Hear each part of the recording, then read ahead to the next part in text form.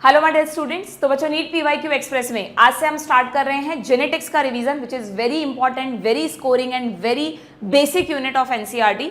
इस चैप्टर से, इस यूनिट से सबसे ज्यादा क्वेश्चंस नीट में पूछे जाते हैं। सिर्फ इसमें 3 चैप्टर्स हैं, जैसे ह्यूमन फिजियोलॉजी में तो फिर भी 6 चैप्टर्स हैं, तो वहां से 12 क्वेश्चन बनते हैं। बट जेनेटिक्स में सिर्फ 3 चैप्टर्स हैं, principles of inheritance, molecular basis and evolution. फिर भी इन तीनों चैप्टर्स से मिलाकर 12 से 14 क्वेश्चंस पूछे जाते हैं, यानी तीनों ही चैप्टर्स का वेटेज कहीं ज्यादा है, जिसमें प्रिंसिपल्स चैप्टर से लगभग आप 5 क्वेश्चंस मान के चलें, मॉलिक्यूलर बेसिस से 6 to 7 क्वेश्चंस मान के चलें, और इवोल्यूशन से 3 to 4 क्वेश्चंस मान के चलें। ठीक है, तो आपको बहुत अच्छे से ये यूनिट प्रिपेयर करके जानी है। होपफुली अभी तक आपने प्रिपेयर कर ली होगी।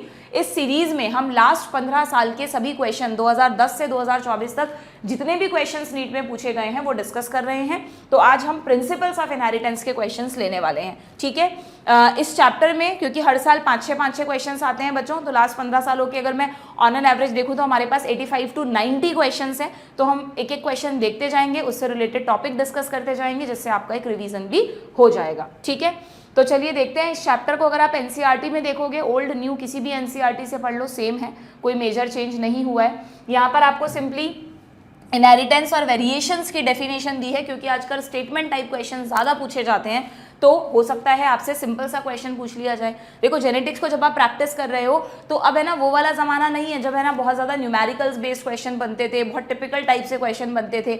जो भी पूछा जाता है वो एनसीईआरटी से पूछा जाता है। कभी कभार तो ऐसी लाइन से क्वेश्चन आ जाते हैं जो पहले कभी नहीं पूछे गए।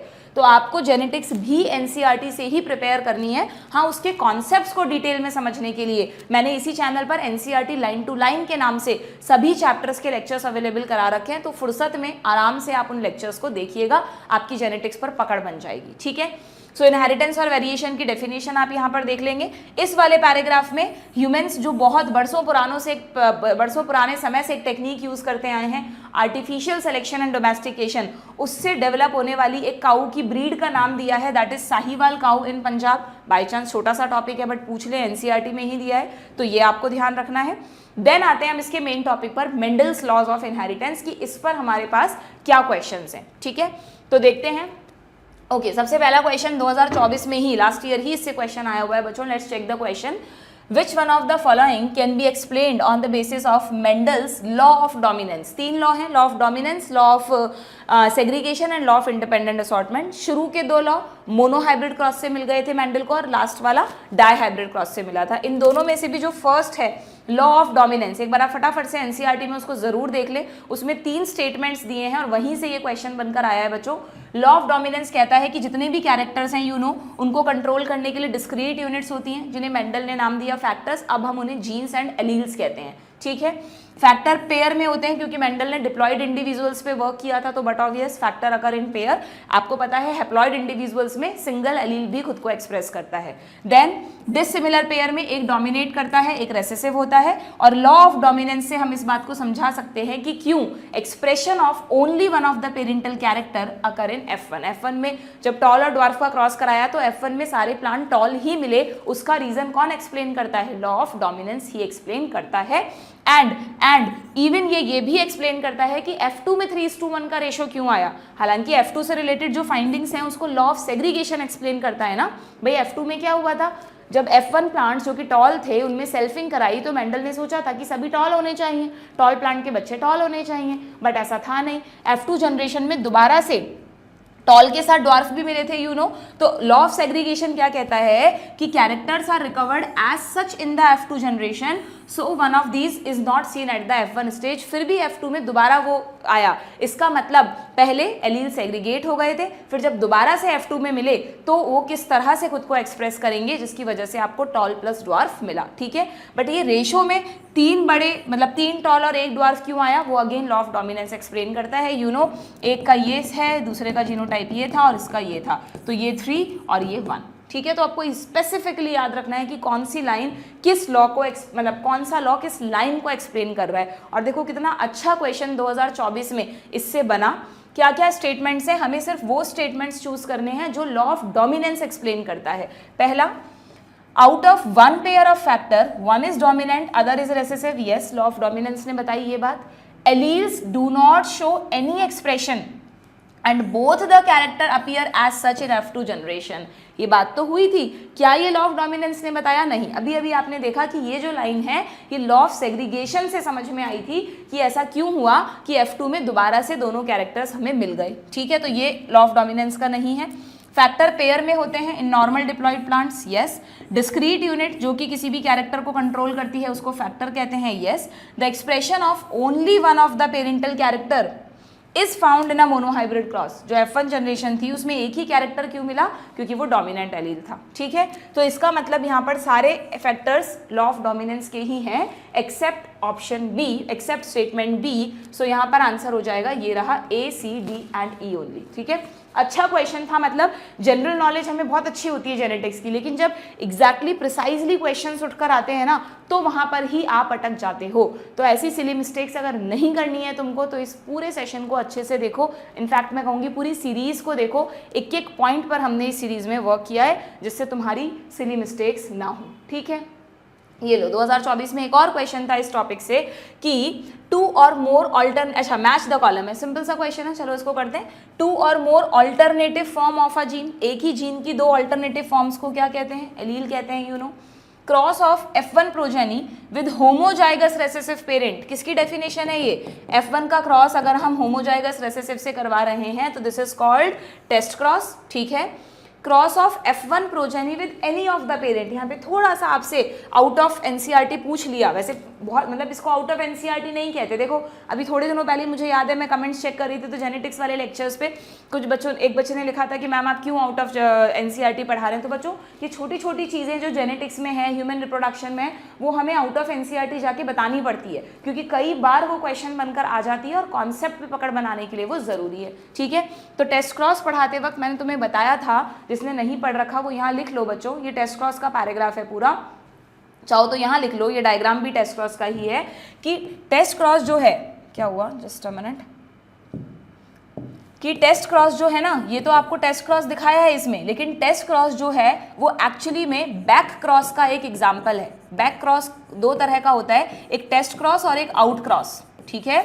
बैक क्रॉस का मतलब होता है किसी भी नई जनरेशन का उसके पेरेंट के साथ क्रॉस करवाना। अब अगर पेरेंट में आप रेसेसिव पेरेंट के साथ करवा रहे हो तो टेस्ट क्रॉस, और अगर उसका क्रॉस डोमिनेंट पेरेंट के साथ करवा रहे हो तो आउट क्रॉस, ठीक है। तो इसी बेसिस पर छोटी सी चीज को यहाँ पे दे दिया, cross of F1 progeny with any of the parent, तो एनी ऑफ द पेरेंट यानी back cross.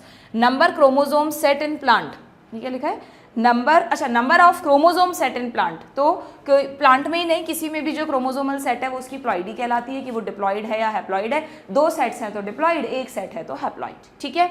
So simply A का थर्ड होगा। अगर नहीं भी पता था तुम्हें इतना कुछ, इसीलिए कहते हैं कि जब भी आउट ऑफ एनसीईआरटी कोई इक्की दुक्की चीज आ जाती है तो एग्जामिनर जनरली उसको इस तरह से देते हैं कि आपको नहीं भी आती ना तो भी आप आंसर फाइंड आउट कर सकते हो। तो जिस बच्चे को पता है कि A का थर्ड है, एक ही ऑप्शन में दिया है, सीधा सीधा आपको आंसर मिल जाएगा, परेशान होने की जरूरत नहीं है, ठीक है।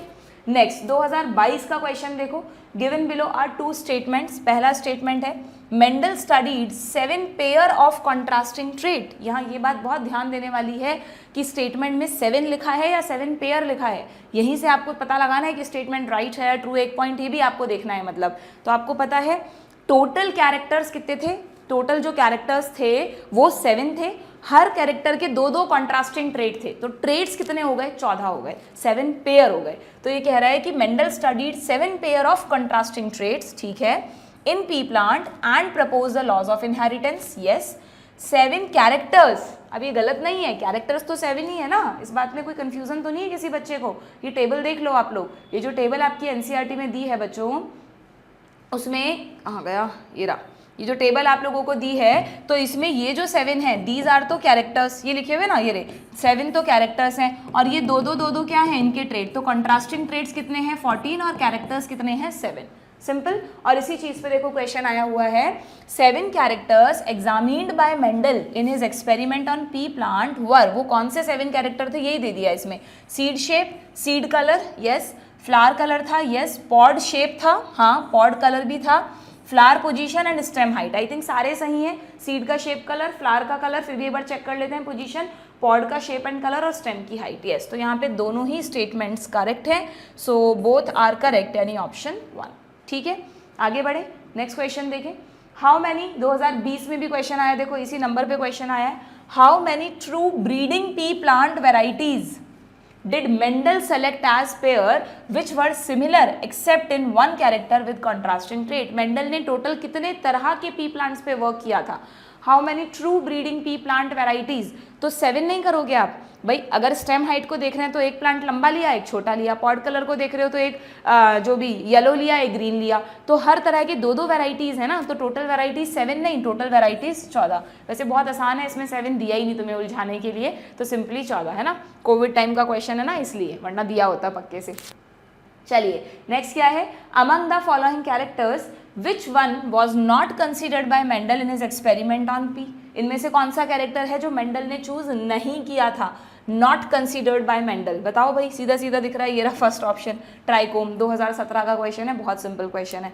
देन विच वन, 2017 में एक और क्वेश्चन है, which one is the period for Mendel's hybridization experiment? अब देखो नॉर्मली ईयर पे क्वेश्चन आते नहीं है, बट बाय चांस 2017 में पूछ लिया। तो मेंडल का ईयर तो आप 9 से ही पढ़ते आए हैं, 1856 से, मतलब 1856 से 1863 तक उन्होंने जो 7 ईयर्स अपने एक्सपेरिमेंट्स किए थे। ठीक है, आगे बढ़े। नेक्स्ट क्वेश्चन है, in his classic experiment on pea plant Mendel did not use, लो फिर से 2015 में सेम तरह का क्वेश्चन है कि इसमें से कौन सा फीचर मेंडल ने यूज नहीं किया था बच्चों? Pod length. पॉड का शेप देखा था उन्होंने, कॉन्स्ट्रक्टेड है या इन्फ्लेटेड है। पॉड का कलर देखा था, येलो है कि ग्रीन है, बट पॉड की लेंथ नहीं देखी थी। ठीक है, अच्छा यहाँ पे एक और चीज़ है जो आपको ध्यान देनी है बच्चों। बाई चांस अगर क्वेश्चन आता है तो आपको पता है ना, सीड कलर और पॉड कलर दोनों में ग्रीन येलो है, तो आप कैसे ध्यान रखोगे कि किस में डोमिनेंट है और किस में रेसेसिव है? तो बहुत सिंपल सी आप ट्रिक भी बना सकते हैं, या मैं तो ऐसे याद रखती हूँ कि जो सीड्स हम पी सीड्स खाते हैं, मटर के दाने अपन खाते हैं, वो ग्रीन होते हैं, वो हम एक रेसेसिव ट्रेट यूज़ कर रहे हैं। जो पी सीड्स हम यूज़ करते हैं नॉर्मली, जो सबसे ज़्यादा दिखने वाला ट्रेट है वो डोमिनेंट ट्रेट होता है, बट पी सीड्स में जो ग्रीन सीड्स आप यूज़ कर रहे हैं वो एक रेसेसिव ट्रेट है। तो आपको हमेशा ध्यान रहेगा कि यार सीड कलर में ग्रीन रेसेसिव है तो येलो डोमिनेंट, तो पॉड कलर में उल्टा कर दो। पॉड कलर में तुम ग्रीन को डोमिनेंट करोगे, येलो को रेसेसिव करोगे। ठीक है, बात समझ में आ गई? चलिए, तो अगर एक ट्रिक याद रखोगे तो उससे दोनों को याद रख सकोगे, क्योंकि इस पे क्वेश्चंस पूछ लेते हैं। How many pair of contrasting character, ये लो फिर से नंबर पे क्वेश्चन आया हुआ है। हाउ मैनी, इसीलिए बोलते हैं कि नीट में PYQs रिपीट होते हैं, PYQs करना बहुत जरूरी है, तुम खुद देख रहे हो। How many pair of contrasting character in pea plant were studied by Mendel? अब टोटल कितने पेयर लिए थे? 7 पेयर। हो सकता है कंफ्यूज करने के लिए यहाँ 14 दिया होता, बट दिया नहीं, देना चाहिए था। तो बच्चा सोचता है यार 14 पेयर थोड़ा ना लिए थे, 7 पेयर यानी टोटल 14। ठीक है, नेक्स्ट क्वेश्चन क्या है, इन्हीं ये जो मेंडल के लॉ हैं इन्हीं पर बेस्ड जो ये है mono hybrid cross, inheritance of one gene का मतलब study of mono hybrid cross, तो उसके भी क्वेश्चन साथ साथ में कर लेते हैं हम। क्या क्वेश्चन है देखना। अच्छा, यहाँ पे इनकम उस पर पहुँच गई, ये स्नैपड्रैगन पे। ठीक है, एक बार मैं पहले इसमें देख लूँ क्या कोई ऐसी चीज़ तो नहीं है जो रह गई हो। ये बहुत इंपॉर्टेंट टेबल है, इसको हमने अभी टेबल की फॉर्म में भी कर लिया, डायग्राम भी देख लिया। जेनेटिक्स का जब तुम रिवीजन करोगे तो यहाँ पर ये जो शुरू में एनसीईआरटी की लाइंस है ना, इसकी इनहेरिटेंस ऑफ वन जीन की, इसको एक एक को पढ़ने की जरूरत नहीं है बच्चों। यहाँ इन लाइंस के अंदर से कुछ क्वेश्चन नहीं आता, बहुत थ्योरेटिकल सी लाइन है, जो मैथमेटिक्स यहाँ पे एक्सप्लेन की गई थी उसको यहाँ पर समझाया है। ठीक है, तो उसको तुम्हें देखने की जरूरत नहीं है। यस, डायग्राम जरूर तुम देख कर जाना, किसी भी डायग्राम से क्वेश्चन आ सकता है। ये पी का फ्लावर है, फैबेसी फैमिली, उन्होंने भी आर्टिफिशियल हाइब्रिडाइजेशन किया था। तो आपको मैंने रिप्रोडक्शन इन फ्लावरिंग प्लांट्स में बताया था, इमैस्कुलेशन का प्रोसेस होता है, क्योंकि बाइसेक्सुअल फ्लावर है, removal of anther by either scissor और फोर्सेप, वो यहाँ पर भी दिखाया है। ठीक है, बाई चांस पूछ ले ये डायग्राम देकर कि ये कौन सा प्रोसेस और इसकी क्या इंपॉर्टेंस है, तो ये इमैस्कुलेशन है। और ये क्यों इंपॉर्टेंट है? ये इसलिए किया जाता है जिससे सेल्फ पॉलिनेशन ना हो जाए, जो पॉलन्स हम डालेंगे उसी के साथ पॉलिनेशन हो। ठीक है, क्लियर? ये सब आपको कुछ थ्योरी से पढ़ने की जरूरत नहीं है बच्चों, इनमें से कुछ भी, बस ये डेफिनेशन है एलील की जो हमने अभी कर लिया। Contrasting pair of contrasting form of a gene are called alleles. ठीक है, देन ये भी कुछ आपको यहाँ से रिवाइज करने की जरूरत नहीं है, आप डायरेक्टली ही पुनेट स्क्वायर की फॉर्म में भी मेथड होता है, ये सब तो थ्योरी के लिए इंपॉर्टेंट होता है कि यार अगर थ्योरी में हमारे पुनेट स्क्वायर आ गया तो हम कैसे बनाएंगे। यहाँ पर भी मेंडल का पूरा जो मैथमेटिकल उन्होंने समझाया था वो दे रखा है, बट इस पर कोई अलग से क्वेश्चन नहीं आता बच्चों। टेस्ट क्रॉस पे मेजर क्वेश्चन क्या आता है, एक तो मैंने अभी बताया, उसकी डेफिनेशन पूछ लेते हैं। What is test cross? Simply F1 hybrid का उसके रेसेसिव पेरेंट के साथ क्रॉस कराना। ठीक है, F1 हाइब्रिड का उसके रेसेसिव, जरूरी नहीं है F1 हो, F2 का भी कोई प्लांट आप ले सकते हो, बट डेफिनेशन में F1 बोला जाता है। ठीक है, क्लियर? और ये भी आपको पता होगा कि टेस्ट क्रॉस की जरूरत क्यों पड़ती है, क्यों पड़ती है टेस्ट क्रॉस की, बताओ। अगर ये जो हमें, जिसका हमें पता लगाना है, जो अननोन प्लांट है, वो बट ऑब्वियस कोई डोमिनेंट फिनोटाइप वाला प्लांट होगा ना। अगर मान लो ये रेसेसिव फिनोटाइप वाला होता, अगर ये कहते हैं हम जैसे ये वॉयलेट है, वाइट फ्लावर्स होते हैं, तो वाइट फ्लावर्स वाले में मुझे डाउट है क्या कि वाइट फ्लावर वाले का जो जीनोटाइप है वो ये होगा कि ये होगा। जो रेसेसिव होता है वो तो बट ऑब्वियस होमोजाइगस रेसेसिव ही होता है ना। तो जो डाउट है टेस्ट क्रॉस क्यों किया जाता है, जब एक हमें डोमिनेंट फिनोटाइप का जीनोटाइप पता करना हो कि यार वो होमोजाइगस है या हेट्रोजाइगस है, ठीक है। तो रेसेसिव के साथ क्रॉस करा के यू नो द रिजल्ट। अगर आपको रिजल्ट में सारे फ्लावर्स में डोमिनेंट कलर ही मिल रहा है तो इसका मतलब हर जगह कैपिटल डब्ल्यू गया होगा, तो अननोन इज होमोजाइगस। और अगर 1:1 के रेशो में मिल रहा है तो जो अननोन है उसमें स्मॉल डब्ल्यू भी गया है, यानी हेट्रोजाइगस, ठीक है। तो what is test cross ratio, ये भी ध्यान रखना, पूछ लेते हैं। टेस्ट क्रॉस रेशो इसी 1:1 को कहते हैं। ऐसा ही सेम क्रॉस डाई हाइब्रिड के लिए भी होता है। डाई हाइब्रिड में टेस्ट क्रॉस रेशो आता है 1:1:1:1, 4 बार 1, ठीक है। क्लियर, जो भी मुझे पॉसिबिलिटीज लग रही हैं साथ साथ मैं बताती जा रही हूँ जिससे तुम्हारा कुछ भी रिवीजन छूटे नहीं। क्लियर है, चलिए अब हाँ, अब इसी इनहेरिटेंस ऑफ वन जीन में यहाँ से भी क्वेश्चंस हैं कि अगर जब हम मोनो हाइब्रिड क्रॉस की बात करते हैं, जब हम वन जीन इनहेरिटेंस की बात करते हैं, मेंडल ने तो लॉ ऑफ डोमिनेंस दे दिया था एंड लॉ ऑफ सेग्रीगेशन दे दिया था, जिसमें से ध्यान रखना लॉ ऑफ सेग्रीगेशन को यूनिवर्सल लॉ कहते हैं बच्चों, इसका कोई एक्सेप्शन नहीं है।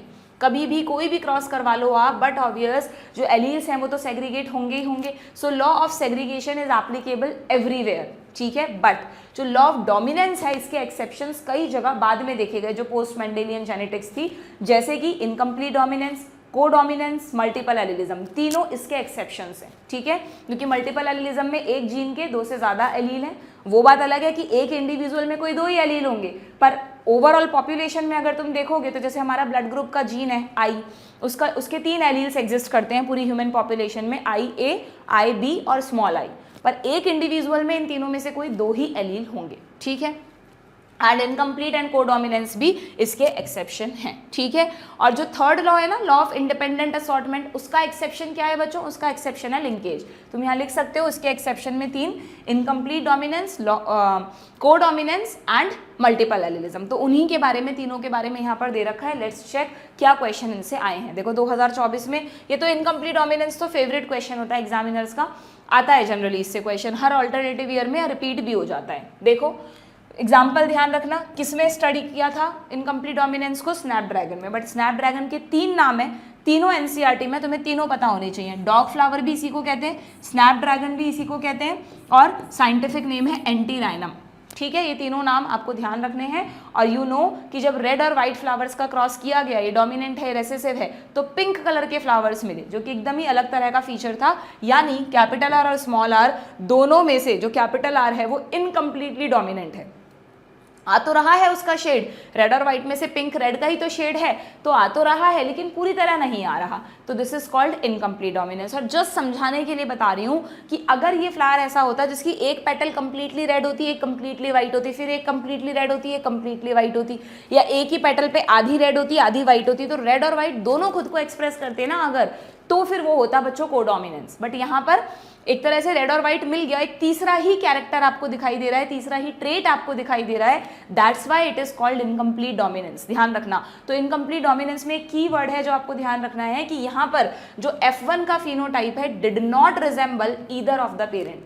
ये ना तो इससे मैच कर रहा है ना इससे मैच कर रहा है, मतलब एग्जैक्टली नहीं आया दोनों का, ठीक है। जबकि कोडोमिनेंस की डेफिनेशन में हम बोलते हैं F1 progeny resemble both of the parent, neither of the parent incomplete dominance, both of the parent जैसे AB blood group codominance, and अगर मैं कहूँ ईदर ऑफ द पेरेंट कि F1 प्रोजेनी किसी एक पेरेंट से मैच कर रहा है, तो वो मेंडल का लॉ ऑफ डोमिनेंस है। ध्यान रखेंगे, नीदर, ईदर और बोथ। क्लियर, नीदर किसमें, इनकम्प्लीट में, बोथ किसमें, कोडोमिनेंस में, और ईदर किसमें, लॉ ऑफ डोमिनेंस में। सिंपल। चलो अब यहाँ पर कर लो, क्वेश्चन क्या है, पिंक फ्लावर्ड प्लांट है, इसका क्रॉस कराया रेड फ्लावर्ड के साथ, तुम्हें कंडीशन दी है तो you have to draw pink flowered, यानी ये कंडीशन होगी, इसका क्रॉस रेड फ्लावर्ड के साथ कराया तो रेड डोमिनेंट होता है, होमोजाइगस डोमिनेंट।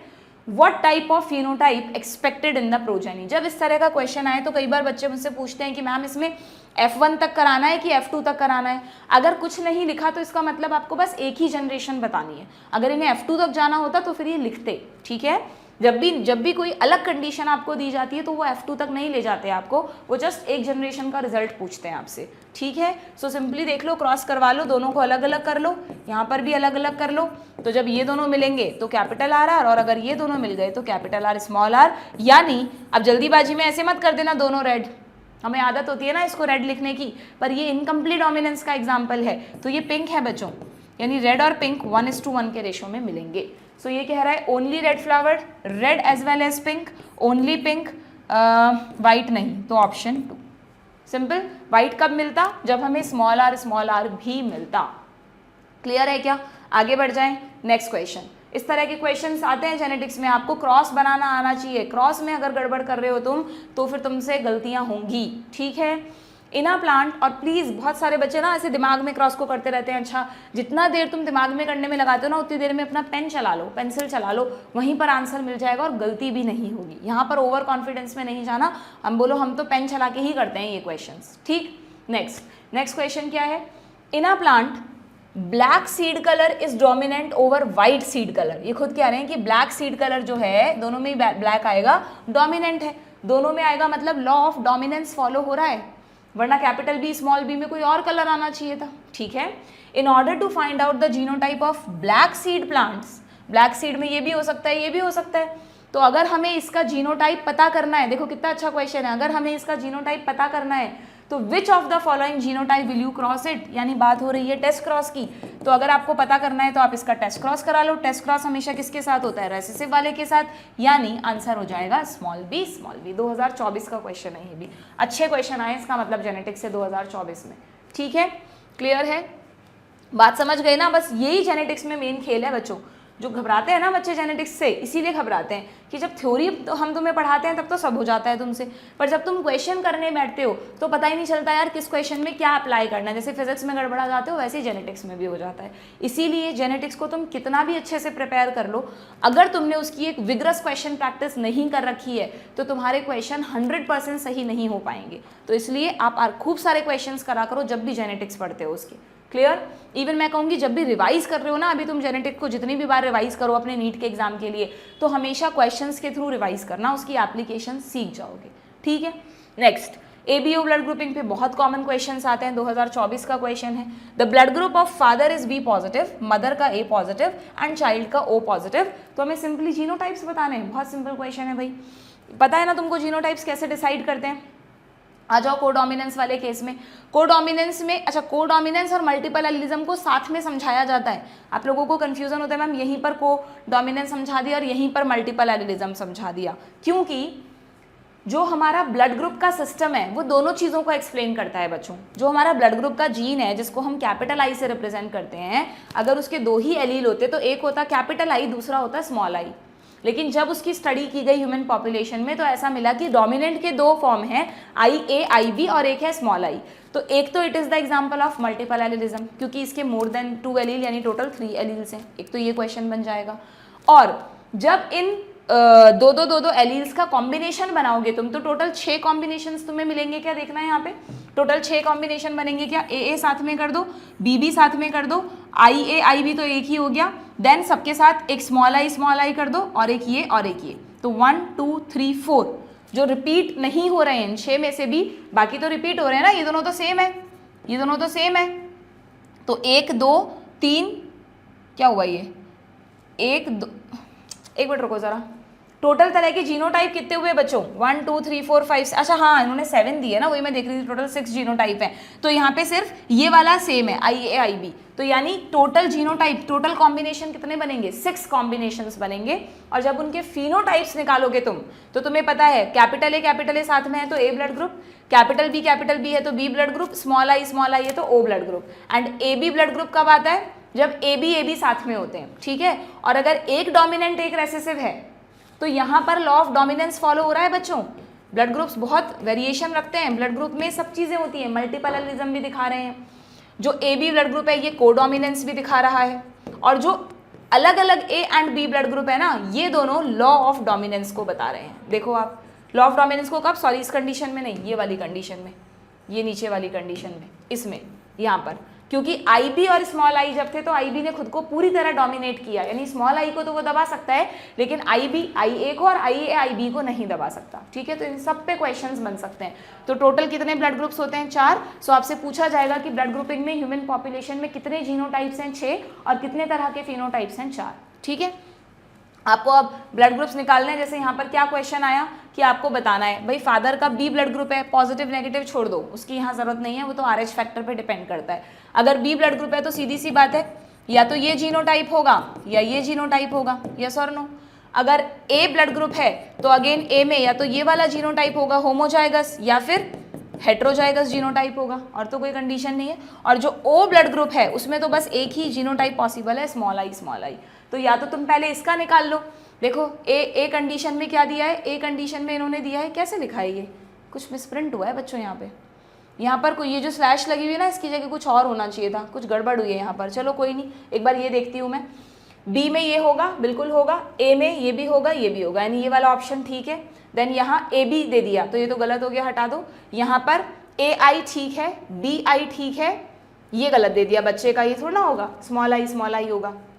यहाँ पर इस क्वेश्चन में गड़बड़ कर रखा है कुछ, ए बी ये नहीं हो सकता बच्चे का, रिस्पेक्टिव ब्लड ग्रुप है जो मुझे दिख रहा है उसके बेसिस पे बता रही हूँ। प्लीज जो भी तुम्हारे पास PYQ बुक है उसमें देख लेना, बहुत इजी क्वेश्चन था, बहुत आराम से सॉल्व हो रहा है। ठीक है, यहाँ पे IB हो सकता है, बिल्कुल हो सकता है, IA हो सकता है और स्मॉल आई। तो A एंड B ये दोनों कंडीशंस पॉसिबल हैं?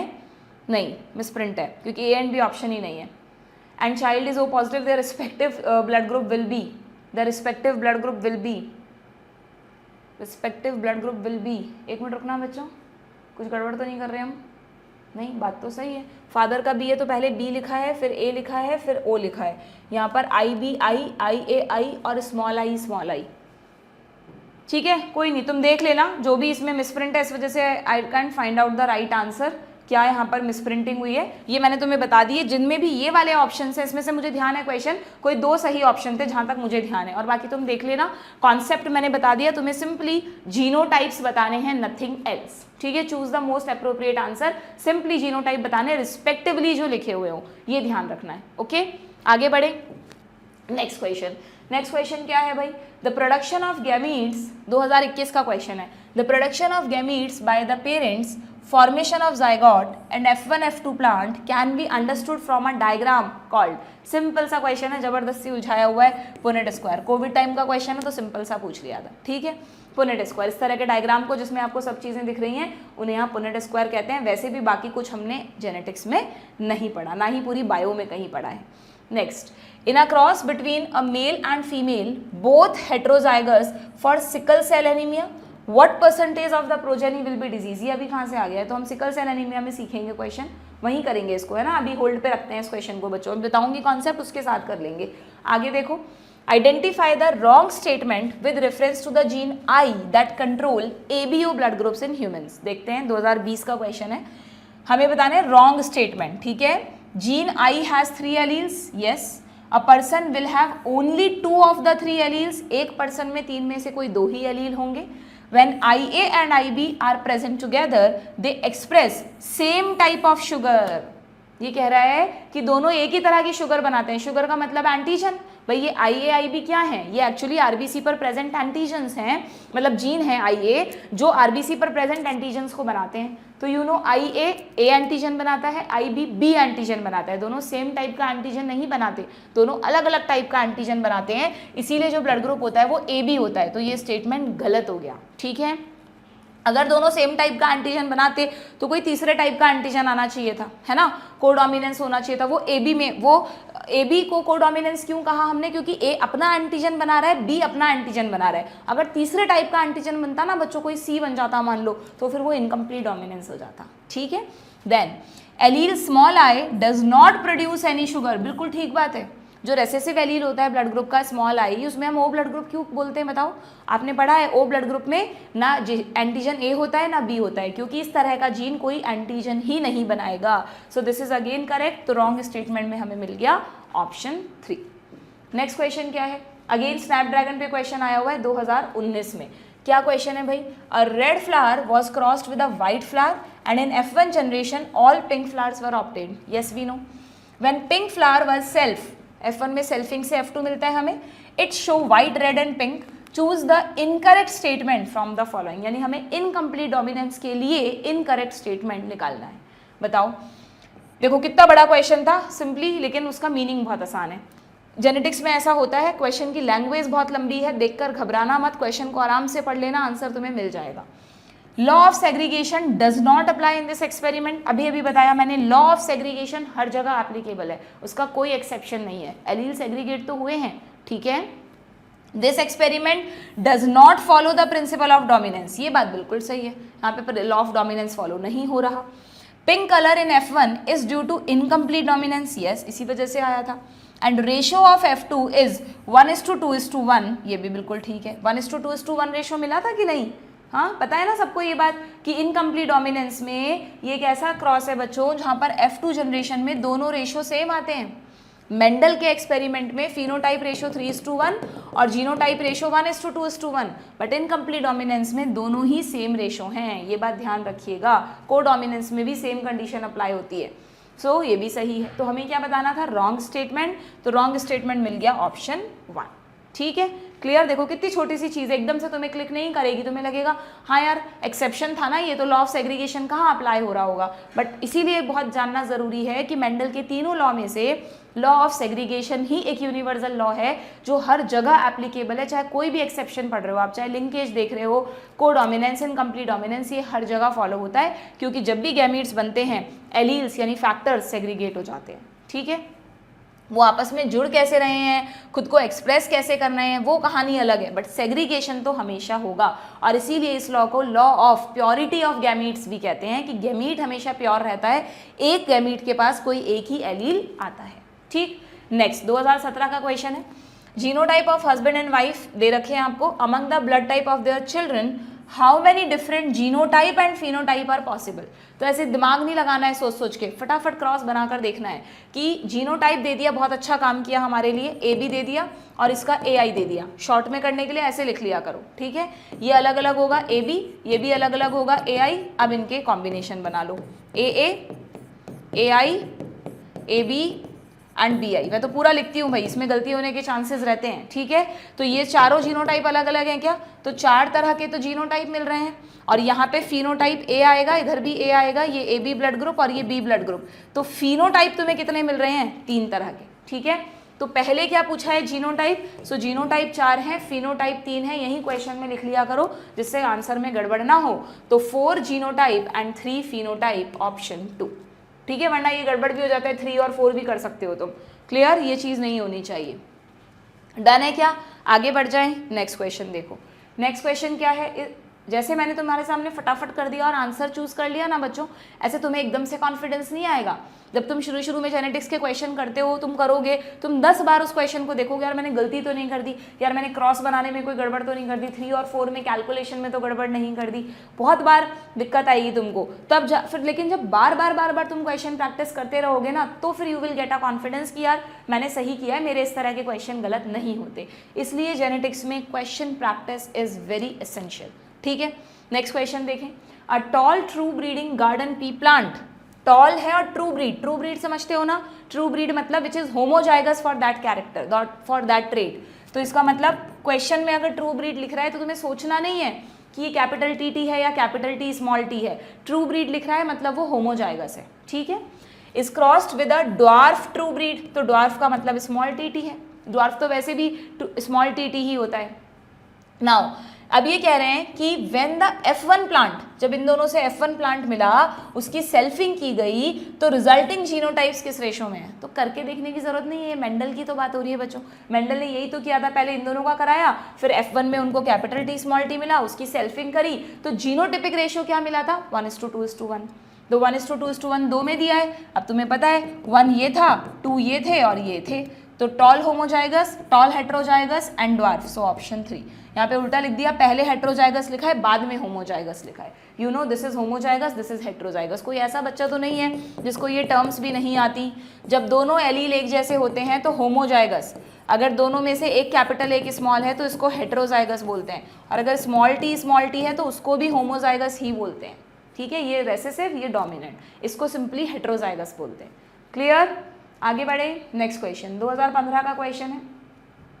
अ जीन शोइंग कोडोमिनेंस के ऊपर क्वेश्चन है, हैज, क्या होगा इसमें, alleles that are recessive to each other, दोनों एलील्स एक दूसरे के लिए रेसेसिव होंगे, नहीं। कोडोमिनेंस हमें मिलता है इस कंडीशन में, यानी जब दो डोमिनेंट एलील्स साथ में आ जाते हैं, ठीक है। Both alleles independently expressed in a heterozygote, ये कह रहा है दोनों एलील्स खुद को एक्सप्रेस करेंगे, ए एंटीजन भी बनेगा, बी एंटीजन भी बनेगा। यस, ये मुझे सही लग रहा है, फिर भी आगे पढ़ लो। वन एलील डोमिनेट, नहीं। एलील टाइटली लिंक्ड, नहीं। So option 2। सिंपल। लैंग्वेज आप देख रहे हो ना, जेनेटिक्स के क्वेश्चंस की लैंग्वेज आसान नहीं है।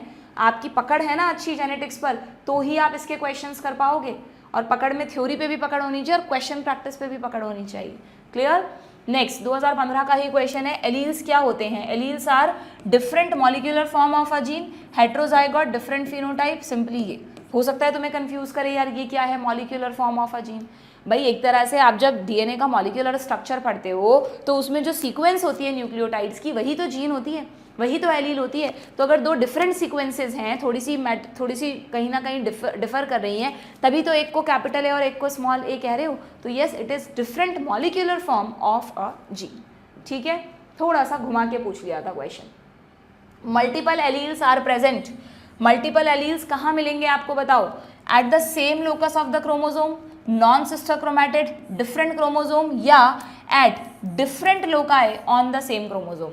अब क्या करें हम इसमें, आप सुनो, यहाँ पर आपसे पूछा है मल्टीपल एलील्स आपको कहाँ मिलेंगे।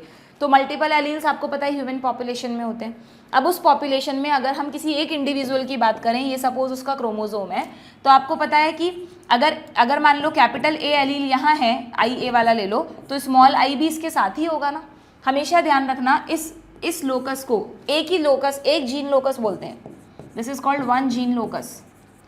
ऐसा नहीं कि ये अलग लोकस है, ये अलग लोकस है। मान लो, मतलब आप समझ रहे हो मेरी बात, कि अगर ये एक सेल है, उसका न्यूक्लियस है, सॉरी, उस न्यूक्लियस में यहाँ पर भी क्रोमोजोम है, यहाँ पर भी क्रोमोजोम है, तो यहाँ पर कोई भी दूसरा जीन है, मान लो कैपिटल टी स्मॉल टी, तो इसको कहेंगे एक जीन लोकस। एक जीन की जो लोकेशन है उसके दोनों एलील्स की, that is called one gene locus. Clear. तो ये कह रहा है कि मल्टीपल एलील्स, ऐसा थोड़ी ना है कि आई ए यहाँ मिल रहा है तो स्मॉल आई यहाँ मिलेगा। उस मल्टीपल एलीलिज्म के जो दो एलील्स हैं उस इंडिविजुअल में, वो हमेशा सेम लोकस पे मिलेंगे आपको।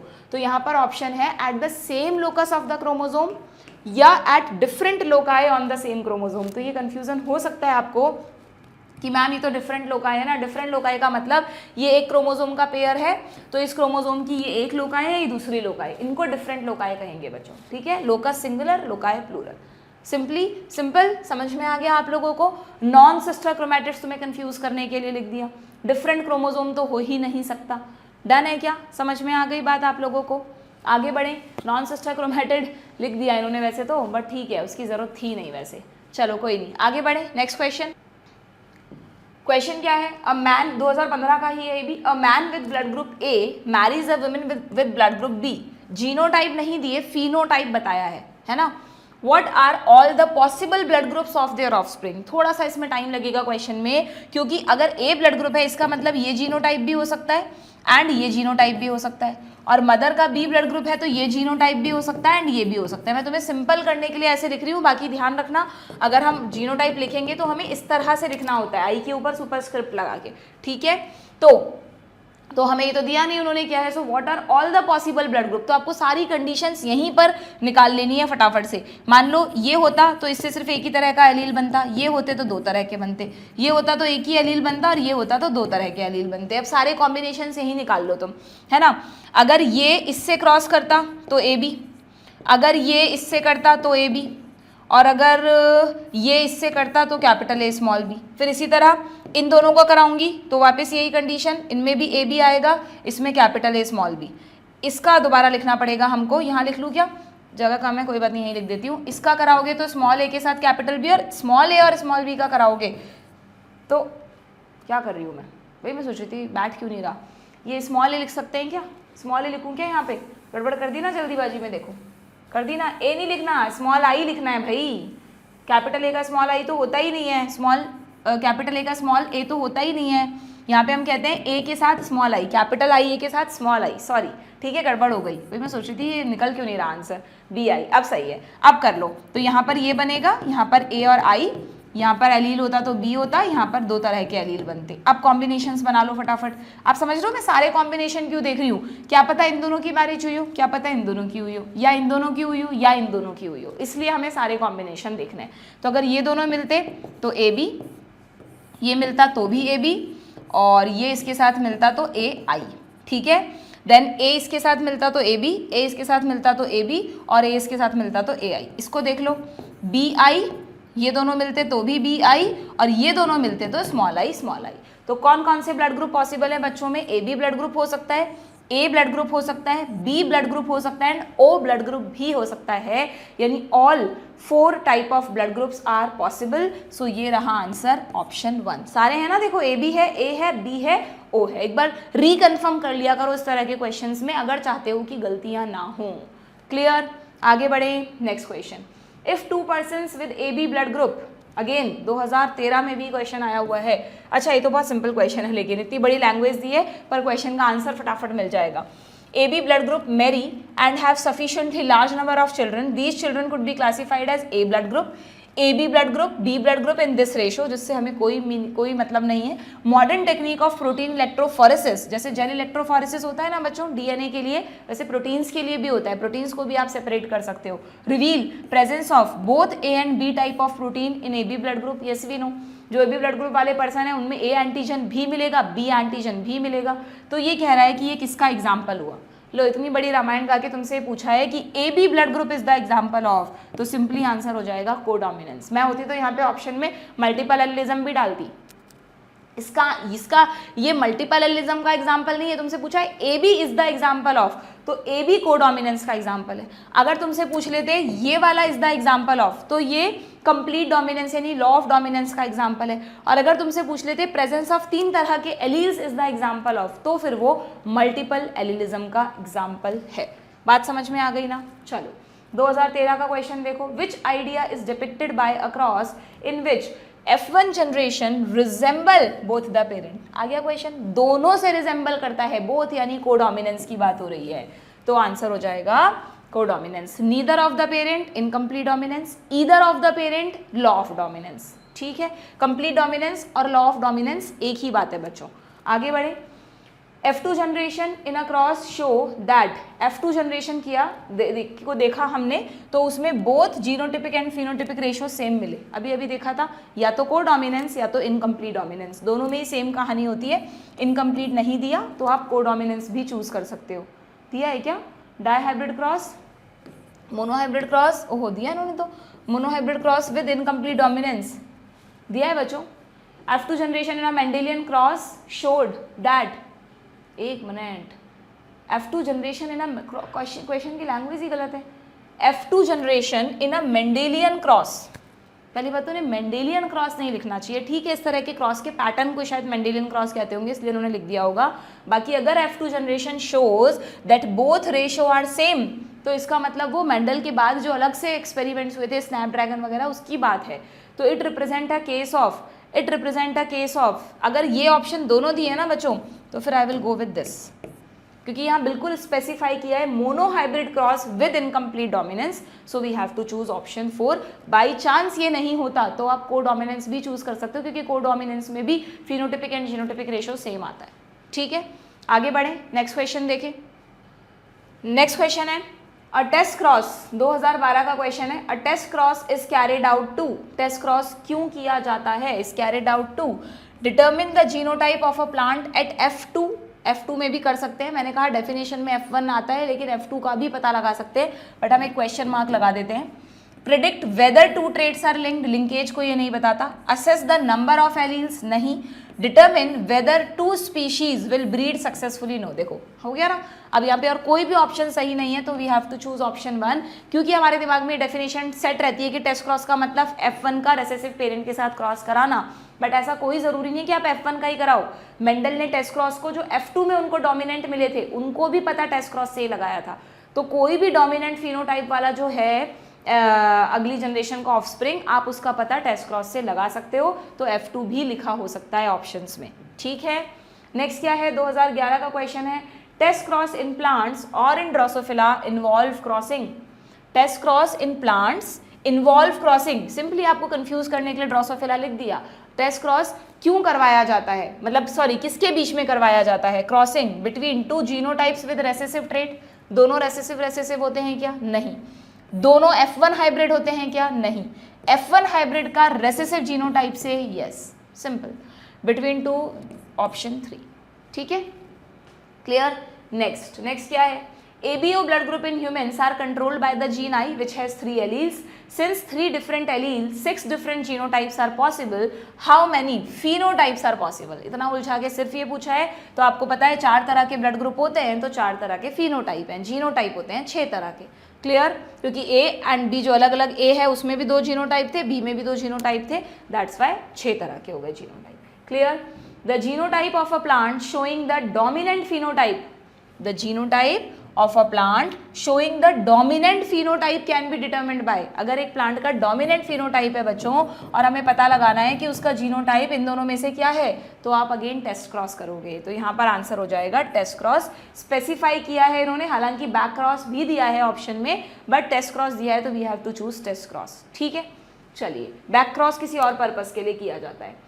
Which cannot be explained on the basis of Mendel's law of dominance। 2010 में भी ऐसा क्वेश्चन आया था, अभी हमने 2024 में देखा ना, लॉ ऑफ डोमिनेंस के लिए स्टेटमेंट्स दिए थे, हमें बताना था, वहाँ पे तो बहुत सारे स्टेटमेंट थे, यहाँ कोई एक ही बताना है कि इनमें से कौन सी बात को लॉ ऑफ डोमिनेंस एक्सप्लेन नहीं करता, ठीक है। The discrete unit controlling a character is factor, out of 1 pair of factor 1 is dominant, other is recessive.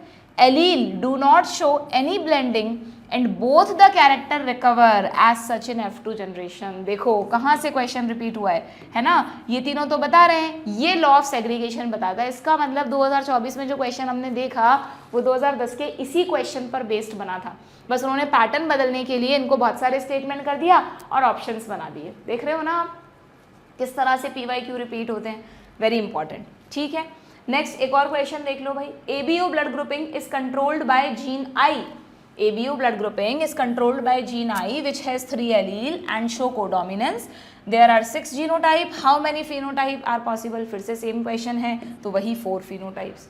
बिल्कुल एग्जैक्टली मतलब उठ के आ रहे हैं क्वेश्चन सीधा सीधा, इसीलिए बोलते हैं तुम्हें नीट में कि PYQs करके जाओ।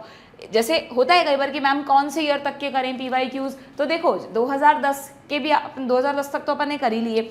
मान लो किसी का मन है, किसी के पास टाइम है, आप कह रहे हो भाई हम तो 2001 तक के कर लेते हैं, कर लो, कोई बुराई नहीं है, पर इतना आपको लॉजिक लगाना आ जाना चाहिए कि 2001 तक के वो क्वेश्चन जो बिल्कुल ही आउट ऑफ NCERT है ना, जिनमें आपको समझ में ही नहीं आ रहा क्या कॉन्सेप्ट लगेगा क्या नहीं, वो नहीं पूछे जाएंगे अब दोबारा। फिर भी कंफ्यूजन है, अपने टीचर से पूछ लो कि मैम ये क्वेश्चन भी रेलिवेंट है कि नहीं, है ना, तो कर लो पुराने ईयर के क्वेश्चन, कोई बुराई नहीं है, वैसे ज़रूरत नहीं है, 2010 तक के भी सफिशिएंट है बच्चों। बट फिर भी अगर तुम्हारा मन है, टाइम है, तुम पुराने करना चाहते हो, तो प्लीज़ जो बहुत इररेलीवेंट क्वेश्चंस है ना उनको मत करना, ठीक है। अ cross in which an organism showing a dominant phenotype, same question, dominant phenotype है, उसका क्रॉस हमने एक रेसेसिव पेरेंट के साथ कराया जिससे हमें उसका जीनोटाइप पता चल जाए, तो वो कौन सा क्रॉस है बच्चों, वो टेस्ट क्रॉस है। बैक क्रॉस क्या होता है बताया था मैंने, किसी भी पेरेंट के साथ करवाना, डोमिनेंट के साथ करा रहे हो तो आउट क्रॉस और रेसेसिव के साथ करा रहे हो तो test cross, clear. Next antirrhinum पे एक और क्वेश्चन है, वही snapdragon. 2 plants with pink flowers are hybridize, दोनों पिंक हैं, यानी इन दोनों का हाइब्रिडाइजेशन करवाया है। The F1 plant produce red, pink and white, but obvious सारे कॉम्बिनेशंस आएंगे, है ना, ये मिला तो RR आएगा, ये मिला तो R कैपिटल R आएगा, ये दोनों मिले तो small r, red pink white तीनों आएंगे। रेशियो भी दे दिया इन्होंने, 1:2:1 आएगा, मैंने इन दोनों का लिखा नहीं, दोनों लिखते तो 2 बन जाते हैं यहाँ पर। What could be the genotype of the 2 plants used for hybridization? अच्छा है, तो बहुत आसान है, ये बोल रहा है what could be the genotype of the 2 plants, इन दोनों प्लांट्स का जीनोटाइप क्या रहा होगा, मतलब जरूरत ही नहीं है इस कैलकुलेशन की, हमें वैसे ही पता है कि एंटीरिनम की बात है तो पिंक फ्लावर्स वाले का जीनोटाइप यही होता है, हेटेरोजाइगस ही होता है ना।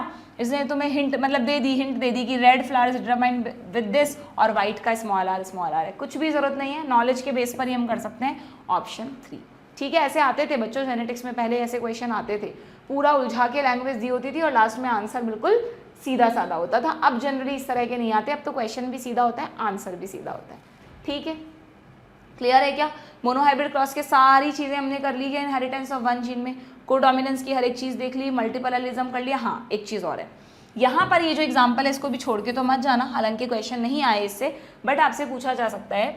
जो हम बच्चों पी प्लांट, वही जो मेंडल ने पी प्लांट पे एक्सपेरिमेंट किया था, तो मेंडल ने तो पी के जो सीड्स थे उनमें क्या देखा था, उनका कलर देखा था और उनका शेप देखा था कि राउंड रिंकल्ड है या येलो ग्रीन है। बट यहाँ पे एक और चीज़ को बाद में स्टडी किया गया कि जो पी के सीड्स है ना, उन पी के सीड्स में ग्रेन का साइज क्या है। सीड के अंदर, सीड का साइज नहीं देख रही मैं, सीड के अंदर बहुत सारे स्टार्च ग्रेन्स होते हैं बच्चों। ये तो है सीड और सीड के अंदर है स्टार्च ग्रेन्स, समझ रहे हो तुम। तो स्टार्च ग्रेन्स के साइज को भी स्टडी किया गया और उसमें ये देखा गया कि स्टार्च ग्रेन दो तरह के वो कॉम्बिनेशन में दिखेगा, या तो दिखेंगे अगर कैपिटल बी है तो उस केस में कैसे स्टार्च ग्रेन्स मिलेंगे, लार्ज कैपिटल बी में, और अगर स्मॉल बी है तो हमें दिखेंगे बहुत छोटे छोटे स्मॉल स्टार्च ग्रेन। और जब कैपिटल बी स्मॉल बी वाला कॉम्बिनेशन था ना, तो उसमें मीडियम साइज के स्टार्च ग्रेन थे बच्चों, मीडियम साइज के स्टार्च ग्रेन थे। इसका मतलब ना लार्ज है ना स्मॉल है, तो आधे लार्ज होते आधे स्मॉल होते तो कोडोमिनेंस होता।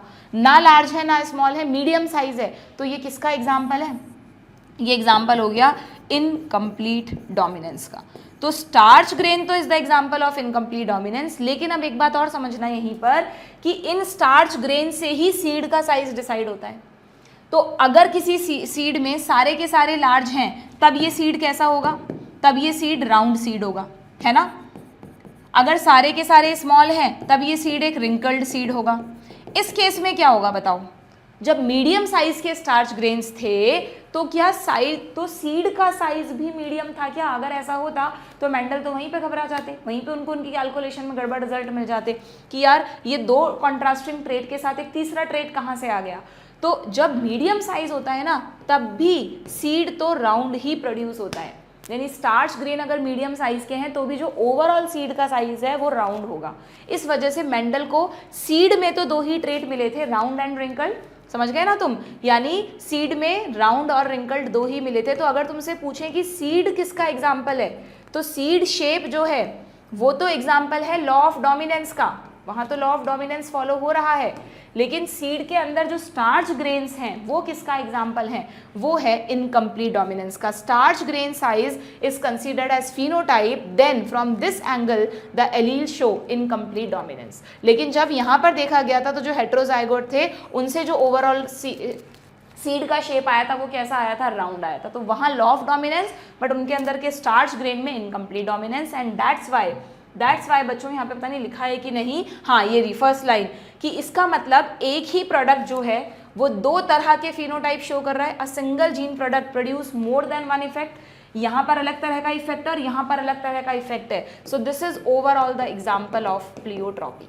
वैसे प्लियोट्रॉपी हम आगे पढ़ते हैं PKU वगैरह में, बट यहाँ पर भी दिस पैराग्राफ में ये एक ही, भाई प्रोडक्ट तो वही बन रहे हैं, उन्हीं स्टार्च ग्रेन से सीड का साइज डिसाइड हो रहा है, कुछ अलग तो नहीं बन रहा। तो एक ही जीन के एक्सप्रेशन से दो अलग अलग तरह के फिनोटाइप्स आ रहे हैं, दैट्स वाई ये प्लियोट्रॉपी का भी एग्जाम्पल है। बात समझ गए आप लोग। इसीलिए यहाँ पर एक कंक्लूडिंग पैराग्राफ लिखा है कि डोमिनेंस जो है वो किसी भी एलील का कोई इंट्रिंसिक फीचर नहीं है। आपने देखा कि कैपिटल बी स्मॉल बी के साथ यहाँ मीडियम ग्रेन्स दे रहा था, बट वहाँ राउंड सीड प्रोड्यूस कर रहा था। So it not an autonomous feature of a gene, it depend as much on the gene product and production of a particular phenotype from this product. ठीक है, clear. इससे ज़्यादा इसकी detail में तुम्हें नहीं जाना। ये हो गया आपका वन जीन इनहेरिटेंस। अब आते हैं टू जीन इनहेरिटेंस पे, यानी कि डाई हाइब्रिड क्रॉस। ठीक है, डाई हाइब्रिड क्रॉस में भी अगेन मैं कहूँगी एक एक थ्योरी की लाइन पढ़ना कोई ज़रूरी नहीं है, ये क्रॉस बनाना सबको आता है, सबने 12th में खूब प्रैक्टिस की होगी। रेशो सबको पता है, रेशो ध्यान रखना, या तो F2 में फिनोटिपिक रेशो पूछ लेते हैं 9:3:3:1, जीनोटिपिक रेशो हालांकि इतना नहीं पूछते, पर तुम्हें जब 12th में करा होगा तुमने तब तुम्हें करवाया होगा। यहाँ पे रेशो आता है 12, 24, 12, 12, 1, सब में रेशो लगाना है, बट याद रखने के लिए ऐसे याद रखती हूँ मैं 12, 24, 12, 12, 1। तो कितने तरह के जीनोटाइप हैं बच्चों, देखना जरा, 1, 2, 3, 4, 5, 6, 7, 8, 9, तो total 9 genotypes and 4 phenotypes in dihybrid cross. Monohybrid cross में अगर हम F2 जनरेशन की बात करें, या तो प्लांटॉल था या तो ड्वार्फ था, तो फिनोटाइप 2 थे और जीनोटाइप 3 तरह के थे, 1:2:1, 3 तरह के थे। तो वहाँ पे भी क्वेश्चन आ सकता है। डाई हाइब्रिड पे ज़्यादा आता है क्वेश्चन कि डाई हाइब्रिड क्रॉस में कितने तरह के फिनोटाइप और कितने तरह के जीनोटाइप। तो जितनी बार रेशो लिखा है उतने ही तरह के हो जाएंगे, सिंपल है, ध्यान रहेगा। टोटल जो 16 कॉम्बिनेशंस मिले थे वो उनमें से 9 तरह के जीनोटाइप थे और 4 तरह के ओवरऑल फिनोटाइप थे, ये आपको याद रखना है। लॉ ऑफ इंडिपेंडेंट असॉर्टमेंट इसी से आया। इसकी जो मेन स्टेटमेंट है, ये लॉ हमें क्या बताता है कि जीन्स में से जब एलील्स सेपरेट होते हैं, सेग्रीगेट होते हैं, तो वो भी इंडिपेंडेंटली होते हैं, और जब उनका असॉर्टमेंट होता है तो वो भी इंडिपेंडेंटली होता है। ठीक है, यहाँ पर लिखा है the law state that when 2 pair of traits, 2 अलग अलग pair, dihybrid cross, 2 pair of trait यानी टोटल 4 एलील हो गए, are combined in a hybrid, यानी एक तरह से बात हो रही है इसकी या इसकी, कोई भी है ना, 2 पेयर हो गए ये, combined in a hybrid, segregation of one pair of character is independent of the other pair of character। ये पेयर कैसे सेग्रीगेट करेगा और ये पेयर कैसे सेग्रीगेट करेगा और बाद में जाके कैसे असॉर्ट करेगा, असॉर्ट यानी मिलना, ये बिल्कुल इंडिपेंडेंटली होता है। मतलब सिंपली आप इसका मतलब समझ गए ना कि ऐसा कोई ज़रूरी नहीं है कि जिस तरफ कैपिटल टी जा रहा है हमेशा वहीं कैपिटल आर जाए। हो सकता है कैपिटल टी के साथ इसका स्मॉल आर आ जाए, इसके स्मॉल टी के साथ इसका कैपिटल आर आ जाए, है ना। ये तो गैमीट्स बन रहे हैं, और फिर जब ये गैमीट्स असॉर्ट होंगे तो हर पॉसिबल कॉम्बिनेशन होता है, यानी सेग्रीगेशन भी इंडिपेंडेंट है और असॉर्टमेंट भी इंडिपेंडेंट है। क्लियर है, जिसकी वजह से देखो तुमसे पूछा भी है जीनोटाइप्स कितने तरह के हैं, 9 तरह के, फिनोटाइप्स कितने हैं, 4 तरह के। Done, clear. सो देख लेते हैं क्या क्वेश्चन आया है यहाँ से। Frequency of free combination between, ये तो वो आ गया लिंकेज, सीधा लिंकेज पे क्वेश्चन आ गया। कौन से ईयर का क्वेश्चन है ये, 2023 का। ठीक है, तो यहाँ पर तुम ये भी समझ लो बच्चों, एक बार मैं बता देती हूँ, ये जो डाई हाइब्रिड क्रॉस है ये कहता है कि इंडिपेंडेंट असॉर्टमेंट होता है, सेग्रीगेशन भी इंडिपेंडेंट होता है, असॉर्टमेंट भी इंडिपेंडेंट होता है, बट लिंकेज उसका एक्सेप्शन हुआ ना। डाई हाइब्रिड, इसका लॉ ऑफ इंडिपेंडेंट असॉर्टमेंट का एक्सेप्शन क्या है, यहाँ लिख लेना, इसका एक्सेप्शन है लिंकेज, क्योंकि लिंकेज अगर नहीं होता, अगर लिंकेज नहीं होता बच्चों तो हमेशा वही रेशो मिलना चाहिए था जो मेंडल को मिला था। बट यू नो जब थॉमस हंट मॉर्गन ने ड्रोसोफिला पर अपने एक्सपेरिमेंट्स किए तो उन्हें वो रेशोज नहीं मिले जो मेंडल को पी प्लांट पे मिले थे। तो उन्होंने कहा इसका मतलब ड्रोसोफिला में जिन कैरेक्टर्स को मैं स्टडी कर रहा हूँ उनके जो ट्रेड्स हैं, जो जीन्स हैं, वो कहीं ना कहीं आपस में लिंक्ड हैं। तो हर बार इंडिपेंडेंट असॉर्टमेंट नहीं हो रहा, कॉम्बिनेशन बनेंगे भी और नहीं भी बनेंगे। It is linked to crossing over. जो आप क्रॉसिंग ओवर पढ़ते हो ना मियोसिस में, मैंने बहुत अच्छे से पढ़ाया लेक्चर में, अभी पूरा नहीं समझा सकती यहाँ पर, जस्ट एक ब्रीफ दे रही हूँ कि ये जो इंडिपेंडेंट असॉर्टमेंट मिला था मेंडल को, ये क्यों मिला था, बिकॉज ऑफ क्रॉसिंग ओवर। कि जब मियोसिस होता है, गैमीट्स बन रहे हैं, सेक्सुअल रिप्रोडक्शन है, तो मियोसिस तो हो ही रहा होगा। चाहे प्लांट्स है तो पहले स्पोरिक मियोसिस होगा, ह्यूमंस एनिमल्स हैं तो डायरेक्टली गैमीटिक मियोसिस होगा, बट मियोसिस तो होगा। तो मियोसिस के टाइम पर जब क्रॉसिंग ओवर होता है ना, तो क्रॉसिंग ओवर और वो जो क्रोमोसोम्स की पोजीशन होती है मेटाफेजिक प्लेट पर, वो किस तरह से अरेंज हुए हैं, ये देखो यहाँ पर एक डायग्राम है, इसीलिए इसके जस्ट बाद में क्रोमोसोमल थ्योरी ऑफ इनहेरिटेंस समझाइए तुमको, दिस वन, कि यहाँ पर एक डायग्राम दिखाया है कि जब ये अरेंज हुए तो 2 तरह से अरेंज हो गए, एक में और मतलब ये दोनों होमोलोगस है, ये दोनों होमोलोगस है, ठीक है। तो मान लो ये एक मेटाफिजिक प्लेट है, दूसरी मेटाफिजिक प्लेट है, तो इस पर ऑरेंज के साथ ग्रीन था, यहाँ येलो के साथ रेड था। बट यहाँ दूसरी पॉसिबिलिटी भी हो सकती थी कि ये पेयर तो ऐसे का ऐसा रहा, बट ये पेयर ऐसे अरेंज हो गया, तो ऑरेंज के साथ रेड आ गया, येलो के साथ ग्रीन आ गया। इसकी वजह से जब गैमीट्स बनेंगे तो अगर ऐसा अरेंजमेंट होता तो ये 4 गैमीट बनते, ये होता तो ये 4 बनते। इस वजह से इतने सारे कॉम्बिनेशन हमें आगे मिले। तो जो लॉ ऑफ इंडिपेंडेंट असॉर्टमेंट है वो किस वजह से होता है, क्यों इतने सारे कॉम्बिनेशन मिलते हैं, उसका एक कारण तो क्रॉसिंग ओवर है और उसका दूसरा कारण है arrangement of chromosomes on metaphasic plate. वो किस तरह से, यहाँ तो सिर्फ 2 ही पेयर दिखाए, तुम्हें सोचो ह्यूमंस में तो 23 पेयर्स होते हैं, तो कौन सा पेयर किस तरह से अरेंज है क्या पता, अनगिनत कॉम्बिनेशंस बन सकते हैं। ओके, ध्यान रहेगा क्या आप लोगों को। तो थॉमस हंट मॉर्गन ने जब अपना एक्सपेरिमेंट किया तो उन्होंने कहा यार मेरे केस में तो इतने सारे कॉम्बिनेशंस आ ही नहीं रहे, बहुत लिमिटेड कॉम्बिनेशंस आ रहे हैं। ये देखो लिमिटेड कॉम्बिनेशन में उन्होंने बहुत सारे क्रॉस किए थे, बट आपकी बुक में 2 ही क्रॉस दिखाए हैं मॉर्गन के। कौन से 2 क्रॉस दिखाए हैं सुन लो। क्रॉस ए में ध्यान रखना, क्रॉस ए किसके बीच में है बच्चों, क्रॉस ए है body colour and eye colour, body colour and eye colour. Drosophila का body colour and eye colour study हो रहा है। बॉडी कलर में प्लीज याद रखना 2 तरह के बॉडी कलर होते हैं, एक तो ब्राउन एक येलो। ब्राउन यहाँ पे डोमिनेंट है बच्चों, ब्राउन डोमिनेंट है, येलो रेसेसिव है। उन्होंने रेसेसिव का सिंबल लिया था, मेंडल ने डोमिनेंट का सिंबल लिया था, उन्होंने रेसेसिव का लिया और डोमिनेंट वाले को प्लस कर दिया। ऐसे ही आई कलर में भी दो कलर होते हैं, एक होता है रेड और एक होता है वाइट। आपने देखी है ड्रोसोफिला, सबने देखी होगी, मोटी सी मक्खी होती है, एक मूवी भी है मक्खी मूवी, उसकी रेड कलर की आई है और ब्राउन कलर की बॉडी है। तो याद रखना रेड और ब्राउन बॉडी डोमिनेंट फीचर्स हैं, बहुत ईजी है। तो डब्लू का, वाइट का डब्लू ले रही हूँ मैं, इसको डब्लू प्लस कर रही हूँ। तो एक क्रॉस तो उन्होंने इन दो कैरेक्टर्स को लेकर किया, और दूसरा क्रॉस किसके बीच में किया, दूसरे क्रॉस में आई कलर तो लिया पर बॉडी कलर स्टडी नहीं किया, बल्कि वो किया था विंग साइज स्टडी किया था।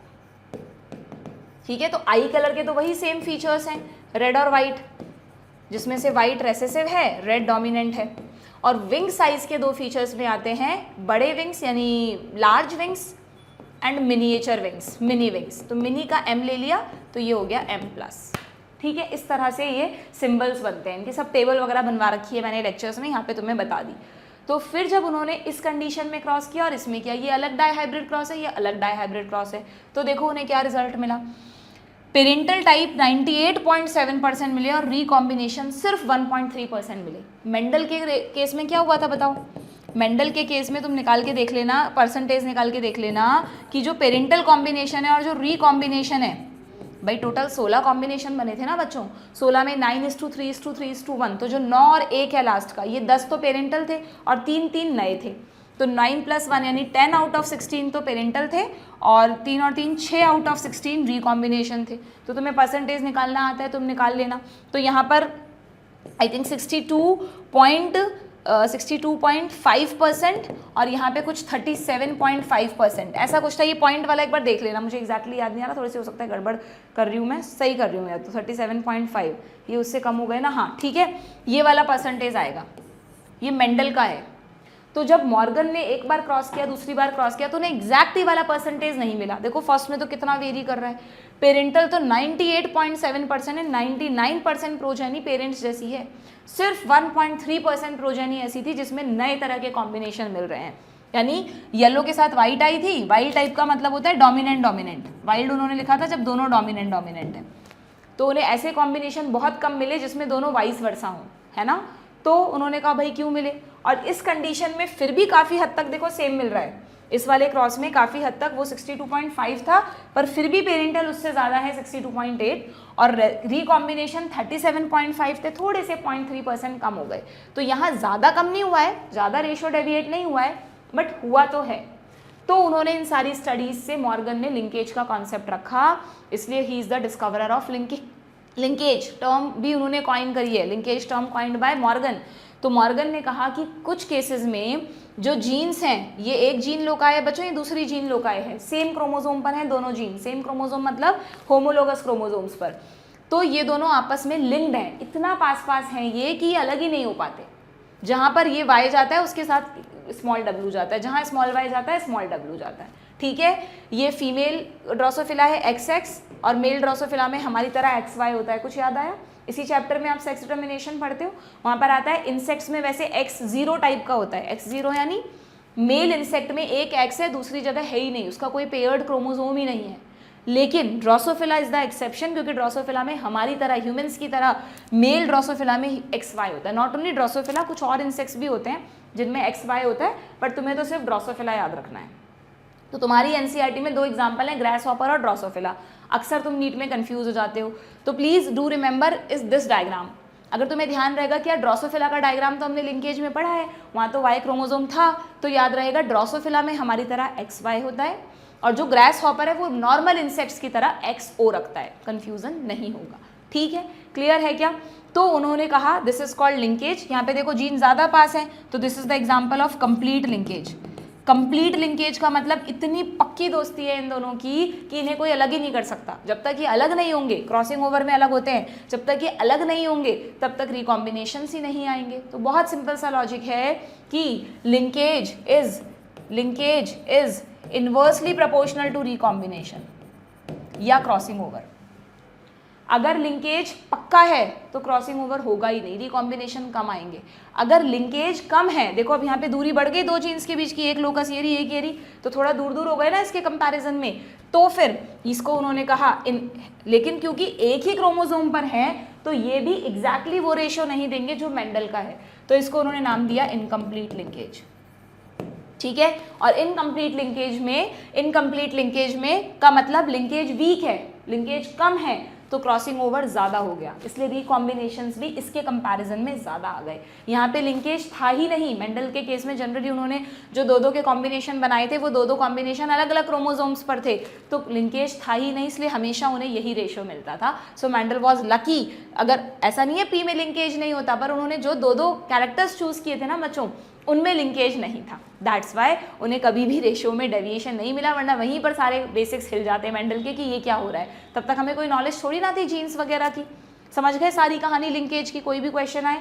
और मॉर्गन के जो स्टूडेंट थे स्टर्टीवेंट, अभी रिसेंटली अभी क्वेश्चन करेंगे हम, स्टर्टीवेंट ने हमारे सामने जीन मैपिंग का कॉन्सेप्ट रखा, ये लिखा हुआ स्टर्टीवेंट ने, Alfred स्टर्टीवेंट, his student Alfred Sturtevant used the frequency of recombination। अभी शायद देखेंगे अपन, क्वेश्चंस आए होंगे PYQs में, मैं तुम्हें बताऊंगी, between gene pair as a measure of the distance between gene. उन्होंने कहा कि अगर मुझे ये पता चल जाए कि ये दोनों कितने % रिकॉम्बिनेशन शो कर रहे हैं, तो मैं बता सकता हूँ कि इन दोनों के बीच में कितना डिस्टेंस है। जितना % रिकॉम्बिनेशन उतना ही यूनिट डिस्टेंस होता है। ये उन्होंने कॉन्सेप्ट बना दिया, फॉर्मूला बना दिया और मैपिंग कर दी कि एक क्रोमोसोम पर जितने भी जीन्स हैं वो किस सीक्वेंस में होंगे। ठीक है, इन सब चीज़ों पर क्वेश्चंस आते हैं। क्लियर है क्या? इसी और ये जो अभी मैंने तुम्हें बात कही ना कि मेंडल के टाइम पर तो कुछ भी नहीं पता था, जीन क्या होता है, लील क्या होता है, तो एक्चुअली ये सब हमें पता है कब पता चला था? ये सब हमें 1900 के बाद पता चला था बच्चों। ये जो तुम्हारी बुक में दे रखा है chromosomal theory of inheritance, Mendel के एक्सपेरिमेंट कब हो गए थे? 1865 में तो पब्लिश कर दिया था उन्होंने। तब तक दुनिया में कोई नहीं जानता था क्रोमोसोम जीन क्या है। इन सब के बारे में 1900 के बाद पता चला बच्चों। इसीलिए मेंडल का वर्क उसके बाद ही रीडिस्कवर हुआ था। उनका वर्क उनके टाइम पर तो लाइब्रेरी में पड़ा था।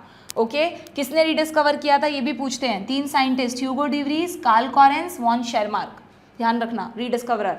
ओके, और क्यों डिस्कवर हो पाया इस टाइम पर ये वर्क? क्योंकि सटन एंड बॉवेरी नाम के 2 साइंटिस्ट थे। सटन एंड बॉवेरी नाम के 2 साइंटिस्ट थे। उन्होंने एक थ्योरी दी थी बच्चों, क्रोमोसोमल थ्योरी ऑफ इनहेरिटेंस। कहाँ गया नाम? 1902 में ये रहा। सटन एंड बॉवेरी ने they noted that behaviour of chromosome is parallel to the behaviour of gene. जिन फैक्टर्स की मेंडल बात कर रहे थे कि पेयर में होते हैं, अलग हो जाते हैं, फिर मिल जाते हैं, वो सब क्रोमोसोम्स में, जीन्स में नज़र आ रहा था। इसलिए फिर ये समझाया गया, ये सब चीज़ें हुई, माइक्रोस्कोपी वगैरह या पूरा नहीं पढ़ाऊंगी वरना पढ़ाने बैठ जाऊंगी मैं। क्लियर है? ठीक है, क्लियर है। चलिए, ये जो 2 टेबल्स हैं मैंने समझाया हुआ है, ये क्रोमोसोम्स को बता रही है, जीन्स को बता रहा है बी। सो क्वेश्चन देखो अब क्या आया हमारे पास। क्वेश्चन है 2023 का, frequency of recombination between gene, exactly same line है एनसीईआरटी से, on same chromosome as a measure of distance between gene to map their position on chromosome was done by Alfred Sturtevant. इसी से हमने gene mapping की और human genome project में हमें इससे बहुत मदद मिली। 2022 का क्वेश्चन है, assertion reason. Mendel's law of independent assortment does not hold good for the genes that are located closely on the same chromosome। अब जिसको कॉन्सेप्ट पता है वो आराम से इस क्वेश्चन को कर सकता है कि अगर सेम क्रोमोसोम पर 2 जीन्स बहुत पास लोकेटेड हैं, 2 जीन्स का मतलब एक ये जीन एक ये जीन, आप इसको 2 जीन ऐसे मत, ये दोनों भी हैं पर ये दोनों एलील है, इन दोनों को भी देख सकते हो, कोई दिक्कत नहीं, बट जीन जनरली ऐसे इमेजिन किया करो, ये एक एलील है इस जीन का, दूसरा एलील है। अगर ये कैपिटल टी है तो ये कैपिटल टी या स्मॉल टी में से कुछ भी हो सकता है, अगर ये कैपिटल आर है तो ये कैपिटल आर स्मॉल आर में से कुछ भी हो सकता है। ओके, तो ये कह रहा है कि अगर सेम क्रोमोसोम पर 2 जीन बहुत पास हैं तो वो लॉ ऑफ इंडिपेंडेंट असॉर्टमेंट को फॉलो नहीं करेंगे। यस, क्योंकि उनके बीच में लिंकेज है ना। Closely located gene assort independently, बिल्कुल नहीं। जो क्लोजली लोकेटेड जीन है वो इंडिपेंडेंट असॉर्टमेंट नहीं करते, वो जहां जाते हैं साथ साथ में जाते हैं। ठीक, so assertion is correct, reason is not correct, option 3। Next question ये रहा, आया हुआ है क्वेश्चन। ये देखो जीन मैपिंग कैसे की थी एल्फ्रेड स्टर्टीवेंट ने, यहाँ तुम्हें समझ आ जाएगा। 2022 में आया है क्वेश्चन। जब मैं पढ़ाती हूँ आप लोगों को जेनेटिक्स तो हमेशा इस तरह का एक क्वेश्चन करवाती हूँ कि कैसे जीन मैपिंग की जाती है, और ये आया हुआ भी है, दोबारा सीख लो। रिकॉम्बिनेशन फ्रिक्वेंसी दी है, ये कह रहा है A and C 5%, B and C 15%, B and D के बीच में है 9%। ओहो, मैं तो सब सारा नहीं लिख रही, इतने सारे दिए क्या उन्होंने। What will be the sequence of these gene on linear chromosome, मैं डायरेक्टली बता देती हूँ तुम्हें। देखो कैसे करोगे तुम इस तरह का क्वेश्चन? मान लो यहाँ से शुरू कर रहे हैं हम, ये कह रहा है कि ये ए है और ये सी है और इन दोनों के बीच में 5 यूनिट्स की दूरी है, क्योंकि एल्फ्रेड स्टर्टीवेंट ने कहा था कि अगर 5% रिकॉम्बिनेशन फ्रिक्वेंसी है तो दोनों के बीच की दूरी भी 5 सेंटीमॉर्गन होगी। उन्होंने एक यूनिट बनाई थी सेंटीमॉर्गन, ठीक है, सेंटीमीटर कुछ भी होता है, सेंटीमॉर्गन, क्लियर, अपने गुरु को वो देने के लिए। देन बी एंड सी का 15% है। अब मान लो बी यहाँ भी हो सकता है और बी यहाँ भी हो सकता है। अगर यहाँ है तो ये 15 होना चाहिए और अगर यहाँ है बी तो फिर ये 15 होना चाहिए। तो क्या मैं ए और बी का देख लूँ तो मुझे बी की पोजीशन पता चल जाएगी? तो देखना ज़रा ए और बी का दिया है क्या क्वेश्चन में, ये रहा। ए एंड बी का 20% है बच्चों, ए और बी के बीच की दूरी 20 है, तो 15 + 5 20, तो इस वाले से सही बैठ रहा है। क्योंकि अगर यहाँ होता तो अगर ये 15 है ये 5 है तो फिर इन दोनों के बीच की दूरी 10 होनी चाहिए थी। समझ गए आप? तो ये वाला हटा दूँ मैं पार्ट, यानी बी की पोजीशन पता चल गई। समझ रहे हो कैसे सीक्वेंसिंग करी थी एल्फ्रेड स्टर्टीवेंट ने?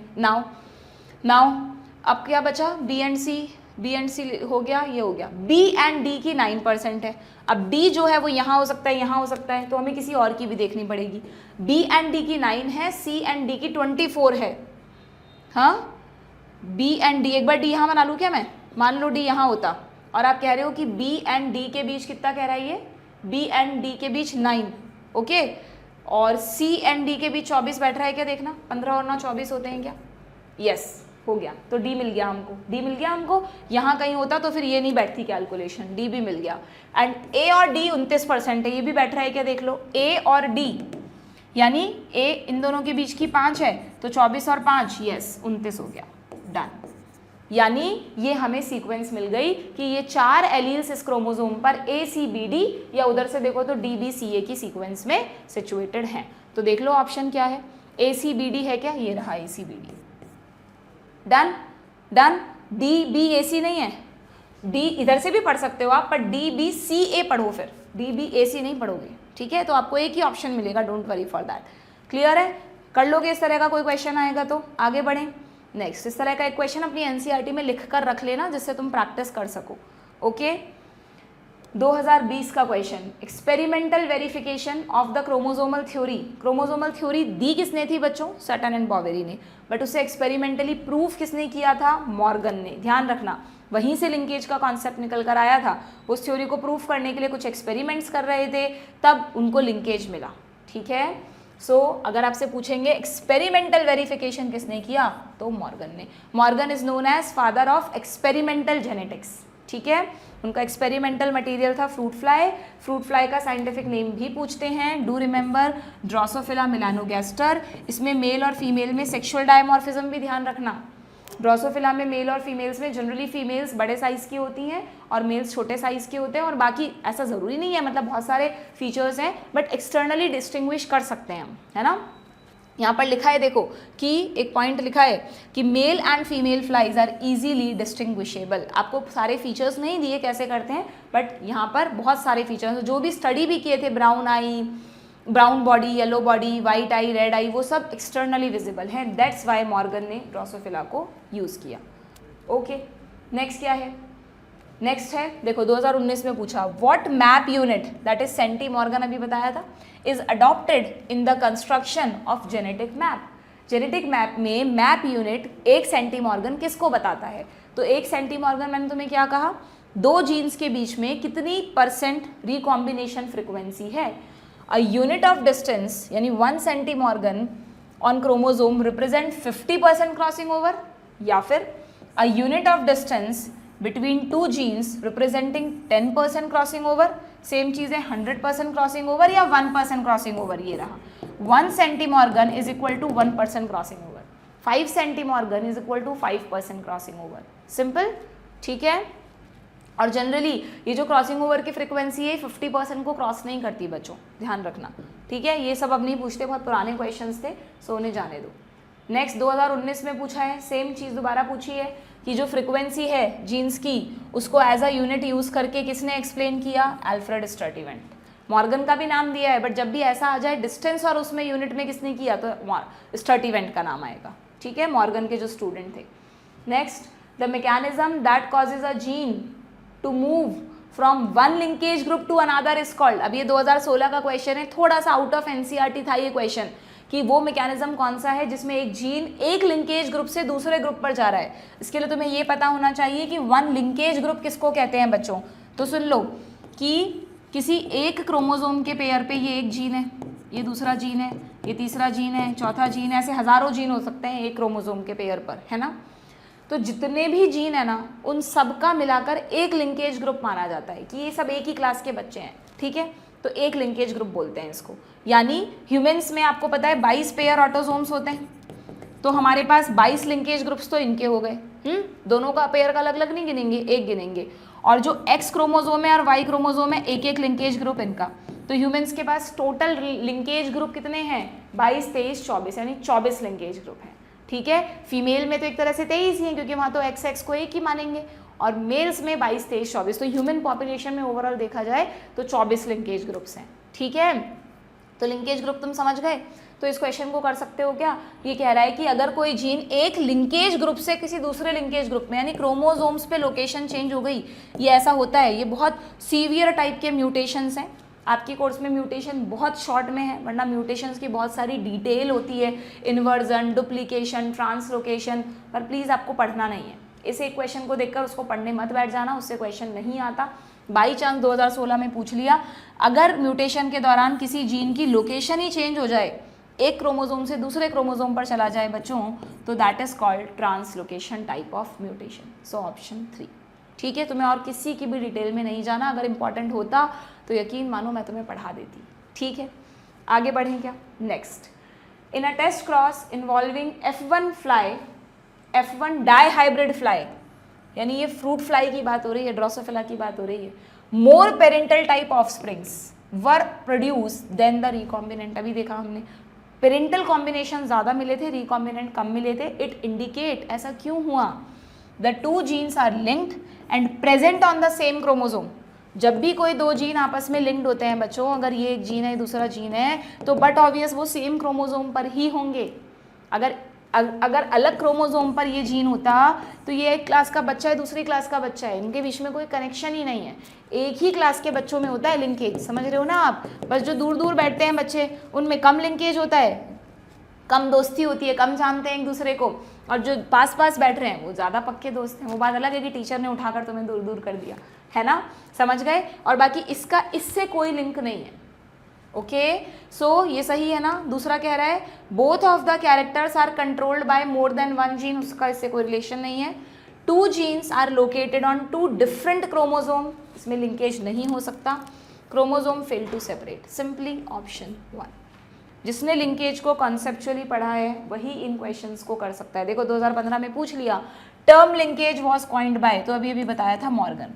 Linkage discover by as well as term given by Morgan. Movement of a gene, अच्छा 2015 में कैंसल्ड पेपर में भी था तो दोबारा भी आ गया था रिपीट में। Movement of a gene from one group to another, that is translocation, ठीक है। सेम क्वेश्चन है तो कहीं क्यों दिया है। Fruit colour in squash is an example of, again वही कहूंगी, दोबारा मत पढ़ने बैठ जाना तुम इसको। ये क्या है, अब ये तुम्हारा आ गया वो जो बिल्कुल ही नहीं पूछते, बिल्कुल ही कोर्स से हट चुका है। जो तुम इंट्रैक्शन पढ़ रहे हो ना ये सारे जीन्स के, वो सेम दो एलील्स के इंट्रैक्शन पढ़ रहे हो कि दो एलील एक दूसरे पे डोमिनेटिंग है, को डोमिनेटिंग है, इनकम्प्लीट डोमिनेटिंग है ना। लेकिन एक होता है बच्चों इंटर एलिलिक इंट्रैक्शन, ये तो इंट्रा एलिलिक इंट्रैक्शंस हैं। एक होते हैं इंटर मतलब कि अगर ये एक जीन है, इसके दो एलील है, और ये दूसरे क्रोमोसोम पर कोई दो जीन, या इसी पर ये वाले कोई अलग है, तो इन एलील्स के साथ भी कोई कॉम्प्लीमेंट्री या सप्लीमेंट्री या डुप्लीकेटिंग इफेक्ट आता है क्या, ठीक है। तो ये जो जीन इंट्रैक्शंस हैं वो पहले बहुत डिटेल में पढ़ाए जाते थे, अलग अलग 5, 6, 7 तरह के होते थे। लॉन्ग लेक्चर्स में मैं भी पूरा पढ़ाती थी, एक लेक्चर लगता था अलग से इसमें। बट आप देखो लास्ट 15 सालों में इनसे कोई क्वेश्चन नहीं है। सिर्फ 2014 में एक एग्जाम्पल पूछ लिया है कि भाई फ्रूट इनके, फिर वो जो 5-6 अलग अलग टाइप होते हैं ना इनमें, उनमें सबके एग्जाम्पल होते थे, सबके बड़े बड़े क्रॉस होते थे, सबके रेशो होते थे, वो सब पढ़ना पड़ता था। उसको मत पढ़ के जाना, उस पर नहीं पूछते। सिर्फ एक के क्वेश्चन आया है, इसको हम देख लेते हैं कि इसका आंसर क्या है। तो क्या है क्वेश्चन हमारे सामने कि fruit colour in squash is an example of. Squash में जो फ्रूट कलर होता है वो एक्चुअली किसका एग्जाम्पल है बच्चों? वो एग्जाम्पल है डोमिनेंट एपिस्टेसिस का। ये सब जो टर्म तुम्हें दिख रही है, epistasis, complementary, inhibitory, supplementary gene भी होते हैं, स्टेसिस में डोमिनेंट भी होता है, रेसेसिव भी होता है, वो सब नहीं पढ़ना, मत पढ़ के जाना, तुम्हारी इच्छा है, तुम्हारा ही टाइम वेस्ट होगा, मैंने तो बता दिया। बस ये याद रख लेना कि it is the example of dominant epistasis, ये भी रिपीट नहीं होगा, ठीक है। आगे बढ़े, नेक्स्ट क्लियर कर दिया है भाई कि एनसीईआरटी से बाहर मत पूछो बच्चों से। वैसे ही हमारे बच्चे तो आजकल इतने ज़्यादा परेशान रहते हैं, है ना, थोड़ी थोड़ी चीज़ों से घबरा जाते हैं, वैसे ही पोटेंशियल कम है आप लोगों का मुसीबतों का सामना करने का, स्ट्रांग बनो थोड़े से, ठीक है। बट फिर भी बहुत अच्छी बात है तुम्हारी इस चीज़ को सीबीएसई ने या जो भी एजुकेशन बोर्ड है उसने करा है कि भाई जो भी एग्जाम्स होते हैं उसका एक नियत सिलेबस है, डिसाइडेड सिलेबस है, इसमें से तुम्हें जितना भी घुमा फिरा के पूछना है पूछ लो, बट आउट ऑफ सिलेबस मत पूछो, ठीक है। ओके, नेक्स्ट 2013 का question, which statement is not true of two genes that show 50% recombination frequency। मैंने तुम्हें कहा था ना अभी थोड़ी देर पहले कि 50% से ज़्यादा रिकॉम्बिनेशन फ्रिक्वेंसी नहीं होती, 50% इज द मैक्सिमम फ्रिक्वेंसी है कि इतने % रिकॉम्बिनेशन होंगे, उससे ज़्यादा कभी नहीं हो सकते। मेंडल के में भी रिकॉम्बिनेशन 37.5% ही आए थे, ठीक है। तो ये कह रहा है which is not true for this, मतलब एक मिनट रुकना, which statement is not true for two genes जिन जो 50% रिकॉम्बिनेशन, अच्छा जो 50% रिकॉम्बिनेशन शो कर रहे हैं बच्चों, इसका मतलब वो दो जीन आपस में लिंक्ड तो है ही नहीं। तो ये कह रहा है कि जीन इंडिपेंडेंट असॉर्टमेंट शो कर रहे हैं, यस वो कर रहे हैं, बात तो सही है, तभी तो इतना रिकॉम्बिनेशन दिखा आपको। If the genes are present on the same chromosome, they undergo more than one crossover in every meiosis. More than one crossover. एक मिनट इस पे क्वेश्चन मार्क रखो। The gene may be on different chromosome, या फिर genes are tightly link. Tightly link तो हो ही नहीं सकते। तो अगर हमें नहीं भी पता बाकी ऑप्शंस के बारे में और हमको नॉट ट्रू बताना है बच्चों, तो हमें तो हमारा आंसर मिल गया ऑप्शन 4 कि भाई ये कह रहा है जीन्स टाइटली लिंक्ड है। अगर जीन टाइटली लिंक्ड होते तो 98% पेरेंटल कॉम्बिनेशन मिलते हैं और 1% मुश्किल से रिकॉम्बिनेशन मिलते तुमको, है ना।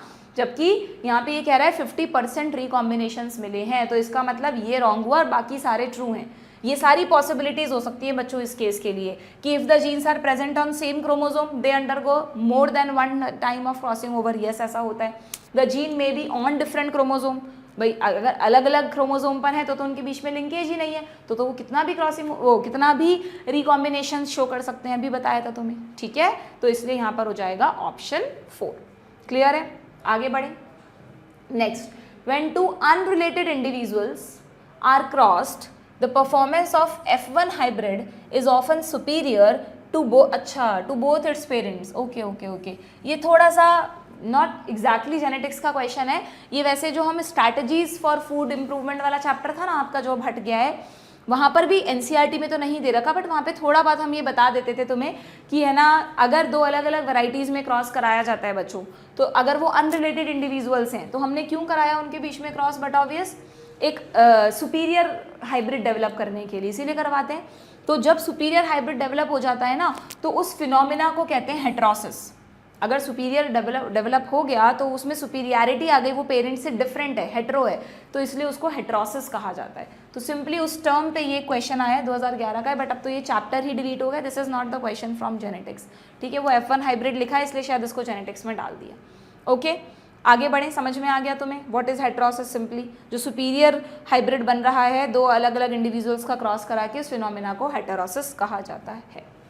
नेक्स्ट 2010 का क्वेश्चन है, select the correct statement from the one given below with respect to dihybrid cross. Correct statement बताना है तुमको डाई हाइब्रिड क्रॉस के लिए। Tightly linked gene on the same chromosome show higher recombination. अगर gene बहुत पक्के दोस्त हैं तो उनको अलग करना मुश्किल है, हायर रिकॉम्बिनेशन नहीं आएगा बच्चों, दिस इज रॉन्ग। सिंपल सी कहानी है, समझ गए ना तुम। लिंकेज और रिकॉम्बिनेशन कैसे याद रखोगे, रिकॉम्बिनेशन मतलब अलग करना और लिंकेज मतलब वो दोनों पक्के दोस्त हैं, तो दो पक्के दोस्तों में रिकॉम्बिनेशंस नहीं मिलेंगे तुम्हें, वो अलग होते ही नहीं है। और जो जितना दूर है यानी जितने कच्चे दोस्त हैं उनमें रिकॉम्बिनेशन उतने ही ज़्यादा मिलेंगे। क्लियर, इन्वर्सली प्रोपोर्शनल है। Genes far apart on the same chromosome, बहुत दूर दूर हैं एक ही क्लास में, तो they show very few recombination, फिर गलत। अगर दूर दूर है तो they show high recombination, weak linkage high recombination. Genes loosely linked on the same chromosome, loosely linked यानी वही दूर दूर है, शो सिमिलर रिकॉम्बिनेशंस। अभी सिमिलर वर्ड का क्या मतलब है भाई, क्वेश्चन मार्क लगा दो। Next, tightly linked genes on the same chromosome, बहुत पास हैं सेम क्रोमोसोम पर, पक्के दोस्त हैं, तो they show very few recombinations. Yes, हम ये नहीं कहते कि है ही नहीं रिकॉम्बिनेशन, 1.2% तो मिले थे ना मॉर्गन को भी, सो वेरी फ्यू रिकॉम्बिनेशन। तो अगर कंफ्यूजन है भी, ये सिमिलर इन्होंने गलत लिखा है, सिमिलर जैसा कुछ नहीं होता है, तो ज़्यादा बोलो या कम बोलो, so that's why option 4 done. ठीक है क्या? विथ रिस्पेक्ट टू, अब तुम ये मत सोच जाना कि यार यहाँ लिंकेज क्यों आ गया, डाई हाइब्रिड क्रॉस मेंडल ने भी किया था और मॉर्गन ने भी किया था, तो तुमसे कुछ भी क्वेश्चन पूछ सकते हैं। मेंडल के रिगार्डिंग होगा तो law of independent assortment, Morgan के रिगार्डिंग होगा तो लिंकेज से रिलेटेड होगा कहीं ना कहीं। ठीक है, मॉर्गन के क्रॉस को भी डाई हाइब्रिड क्रॉस ही बोलते हैं बच्चों। ठीक है क्या? डन है। टाइम कितना हो गया है? अभी तो हो थोड़ा सा टाइम हमारे पास, और ये और देख लें क्या? मैं तो चाह रही थी चैप्टर ही कंप्लीट कर देते, बट चैप्टर तो कंप्लीट नहीं होगा। ठीक है, ये बस ये वाला पार्ट और कर लेते हैं हम। ओहो हो, कहाँ चला गया? इसी डाई हाइब्रिड क्रॉस के बेसिस पर एक और चीज़ समझाई जाती है, दैट इज पॉलीजेनिक इनहेरिटेंस। बच्चों पॉलीजेनिक इनहेरिटेंस क्या है बताओ फटाफट? ये तो मैं बहुत अच्छे से तुम्हें लेक्चर में पढ़ा चुकी हूँ। पॉलीजेनिक नाम में ही इसका मीनिंग छुपा है। क्या मीनिंग है? पॉली वर्ड का मतलब है मैनी, जेनिक मतलब जीन्स। जीन्स यहाँ पे आपने एक से ज़्यादा कर दिए। अभी तक हम कह रहे हैं एक कैरेक्टर के लिए एक जीन यानी 2 एलील, यहाँ पे आप कह रहे हो मैनी जीन। जैसे कि 2 एग्जाम्पल याद रखो इसमें हमेशा, हमारा स्किन कलर और हमारी हाइट। इतने वेरिएंट्स क्यों हैं स्किन कलर और हाइट में? ऐसा क्यों नहीं है कोई 2 ही तरह के, ज़्यादा से ज़्यादा 3 तरह के कलर्स होते हैं और 3 तरह की हाइट होती है। इंचेस में वेरी कर रही है क्योंकि इतने सारे एलील्स हैं, स्किन कलर अलग अलग है सब में, इंटरमीडिएट में भी बहुत सारे कॉम्बिनेशन है। क्योंकि बच्चों these are the examples of polygenic. Polygenic यानी इस अकेले स्किन कलर को कंट्रोल करने के लिए we have 3 types of genes, 3 genes यानी टोटल 6 एलील्स। मैंने अलग अलग क्रोमोजोम पर बनाए हैं, बट आई डोंट नो कि मतलब वो सेम क्रोमोजोम पर हैं अलग अलग पर हैं, हो सकता है सेम पर हो सकता है 2 एक पर हो एक अलग हो, वो मुझे नहीं पता उनकी लोकेशन, बट ये ध्यान रखना कि 3 टोटल जीन्स हैं। अब इसको मल्टीपल एलिज्म मत कर देना तुम। मल्टीपल एलिज्म में क्या था, एक जीन का एक ही कैरेक्टर था, बट उसके लिए मोर देन 2 एलील्स थे। यहाँ सॉरी क्या बोल रही हूँ मैं, एक कैरेक्टर का एक ही जीन था बट उसके लिए मोर देन 2 एलील्स थे। ये सब लिखवाया हुआ है मैंने, यहाँ लिख देती हूँ दोबारा। मल्टीपल एलिज्म में क्या था कि 1 कैरेक्टर के लिए 1 जीन था, उसके मोर देन 2 एलील्स थे। पॉलीजेनिक इनहेरिटेंस में क्या है, एक ही कैरेक्टर है पर उसके लिए मैनी जीन्स हैं। अब ये मैनी जीन्स 2 हो सकते हैं, 3 हो सकते हैं, 4 हो सकते हैं, एक से ज़्यादा जीन्स हैं तो एलील्स भी ज़्यादा होंगे, बट ऑब्वियस है ना। तो हर जीन के 2-2 एलील हैं, 2 alleles in each gene, 2 alleles in each gene. जैसे अगर मैं कह रही हूँ यहाँ पर 3 जीन हैं ABC, तो उनके 2-2 एलील हैं, इसलिए इसको आप मल्टीपल एलिज्म नहीं कहोगे। बात समझ गए ना? This is polygenic inheritance. और एक होता है बच्चों प्लियोट्रॉपी। प्लियोट्रॉपी बिल्कुल ही अलग है, अभी जो समझाया था। प्लियोट्रॉपी में क्या होता है, प्लियोट्रॉपी में एक कैरेक्टर नहीं है, प्लियोट्रॉपी में जीन एक है बट उसके मेनी फिनोटाइप्स हैं, वो कई सारे मेटाबॉलिक प्रोसेस को अफेक्ट कर रहा है, तो मेनी फिनोटाइप्स यहाँ भी आएंगे बच्चों, यहाँ पर भी तो मेनी फिनोटाइप्स आएंगे, इसलिए तुम कई बार कंफ्यूज हो जाते हो इन तीनों में। यहाँ पर भी तो मैनी फिनोटाइप्स आएंगे, मैनी फिनोटाइप्स तो सब में ही आ रहे हैं, बट तीनों का मैकेनिज्म अलग अलग है। यहाँ पर मोर देन 2 एलील्स की वजह से आया, यहाँ मोर देन 2 जीन्स की वजह से आया, 1 जीन की मोर देन 1 जीन की वजह से आया। यहाँ पर एक ही जीन है, वो जो प्रोडक्ट बना रहा है वो प्रोडक्ट 3-4 अलग अलग मेटाबॉलिक रिएक्शंस को कंट्रोल करता है। कोई एंजाइम है सपोज, वो reaction A, reaction B, reaction C, reaction D सबको कंट्रोल करता है, तो उन सबके फिनोटाइप्स आपको दिखेंगे, that's why many phenotype. This is pleiotropy. ये सबको बाय हार्ट समझा हुआ, पक्के से याद किया हुआ होना चाहिए। डन? तो अब तुम बताओ मुझे क्वेश्चंस। 2018 का क्वेश्चन है इस टॉपिक से, पॉलीजेनिक इनहेरिटेंस से। बाई चांस की बात है कि रिसेंटली नहीं पूछा गया। विच character represent inheritance of blood group in humans? Blood group जो है ना, वो इनमें से किस किस को रिप्रेजेंट करता है? देखो कितनी बार रिपीट किया मैंने अभी समझाने के दौरान, और वही 2018 में था। ब्लड ग्रुप्स में तुम्हें डोमिनेंस भी मिलेगा, मल्टीपल एलिज्म भी मिलेगा, इनकम्प्लीट डोमिनेंस कहीं नहीं मिलेगा, पॉलीजेनिक कहीं नहीं मिलेगा, कोडोमिनेंस भी मिलेगा। AB blood group, A and B blood group, और AB और 3 तरह के जो एलील्स हैं वो सब मल्टीपल एलिज्म। डन? तो फर्स्ट, सेकेंड एंड थर्ड, ये तीनों बातें ब्लड ग्रुपिंग एक्सप्लेन करती है, इन दोनों का ब्लड ग्रुपिंग से कोई रिलेशन नहीं है। डन? डन? ओह, और कोई क्वेश्चन ही नहीं आया? लो भाई आगे देखते हैं नेक्स्ट क्वेश्चन क्या है। प्लियोट्रॉपी पे क्या है?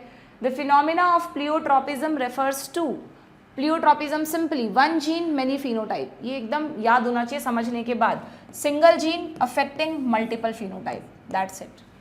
मोर than 2 genes affecting a single character, चलो ये भी बता दो, more than 2 gene affecting a single character, polygenic inheritance की बात हो रही है। Presence of several alleles of a single gene controlling a single crossover, multiple allelism की बात हो रही है। Presence of 2 allele each of the 2 gene controlling a single trait, ये अलग ही है। ठीक है, क्लियर है क्या? चलो आगे बढ़ो। ये क्या क्वेश्चन आया, 2016 का क्वेश्चन है, मैच द कॉलम। अच्छा हाँ, ये अभी हम कर रहे हैं ना नीदर ईदर, वही वाला क्वेश्चन है बच्चों। ये देखो, डोमिनेंस का मतलब किसी एक पेरेंट से मिलेगा और वो डोमिनेंट पेरेंट होगा। In a heterozygous organism only one allele express itself, codominance में दोनों एक्सप्रेस करेंगे। In a heterozygous organism both alleles express themselves. Polygenic और प्लियोट्रॉपी अभी अभी बताया। सिंगल जीन लिखा है तो पॉलीजेनिक से मैच मत कर देना। Single gene affecting many characters, और पॉलीजेनिक मतलब मैनी जीन, नाम में ही आ रहा है पॉलीजेनिक, मैनी जीन गवर्न अ सिंगल कैरेक्टर। ठीक है, सो ए का सेकंड, बी का थर्ड, ए का सेकंड, बी का थर्ड, ये रहा, डी का first, option fourth. Clear? Pleiotropic gene 2015 में भी आया क्वेश्चन। प्लियोट्रॉपिक जीन क्या करता है? मैनी फिनोटाइप्स को अफेक्ट करता है। A pleiotropic gene control multiple traits in an individual. सही है क्या? Yes, clear. नेक्स्ट, चलो ये हो गए हमारे क्वेश्चंस यहाँ तक के तो कंप्लीट, पॉलीजेनिक इनहेरिटेंस तक के हो गए कंप्लीट, है ना। अब I think sex determination, mutation, genetic disorders, pedigree, ये सब अपने आप में अगेन इंपॉर्टेंट टॉपिक्स हैं। जल्दीबाजी में नहीं खींच पाऊंगी मैं, पूरा नहीं हो पाएगा, so I will upload another session for it. Questions भी काफ़ी आए हुए हैं, अगर क्वेश्चंस कम होते तो पहले के 2 चैप्टर्स की तरह फटाफट खत्म कर देती बच्चों, है ना। अभी तो हम 60 नंबर की स्लाइड पे पहुँचे और टोटल हमारे पास कितनी है, 90 हैं बच्चों क्वेश्चंस अभी। ठीक है, सो कोई बात नहीं, इस वाले चैप्टर को हम 2 सेशंस में कंप्लीट करेंगे। So will continue it in the next session. हो सके तो पढ़ के आना, जिससे यहाँ रिवीजन करने में थोड़ी आसानी हो जाएगी तुम्हें। ठीक है, लाइक कर देना सेशन को, कमेंट्स में मुझे बताते रहना कि तुम्हें कितनी हेल्प इन सेशंस को देखने से मिल रही है। ओके।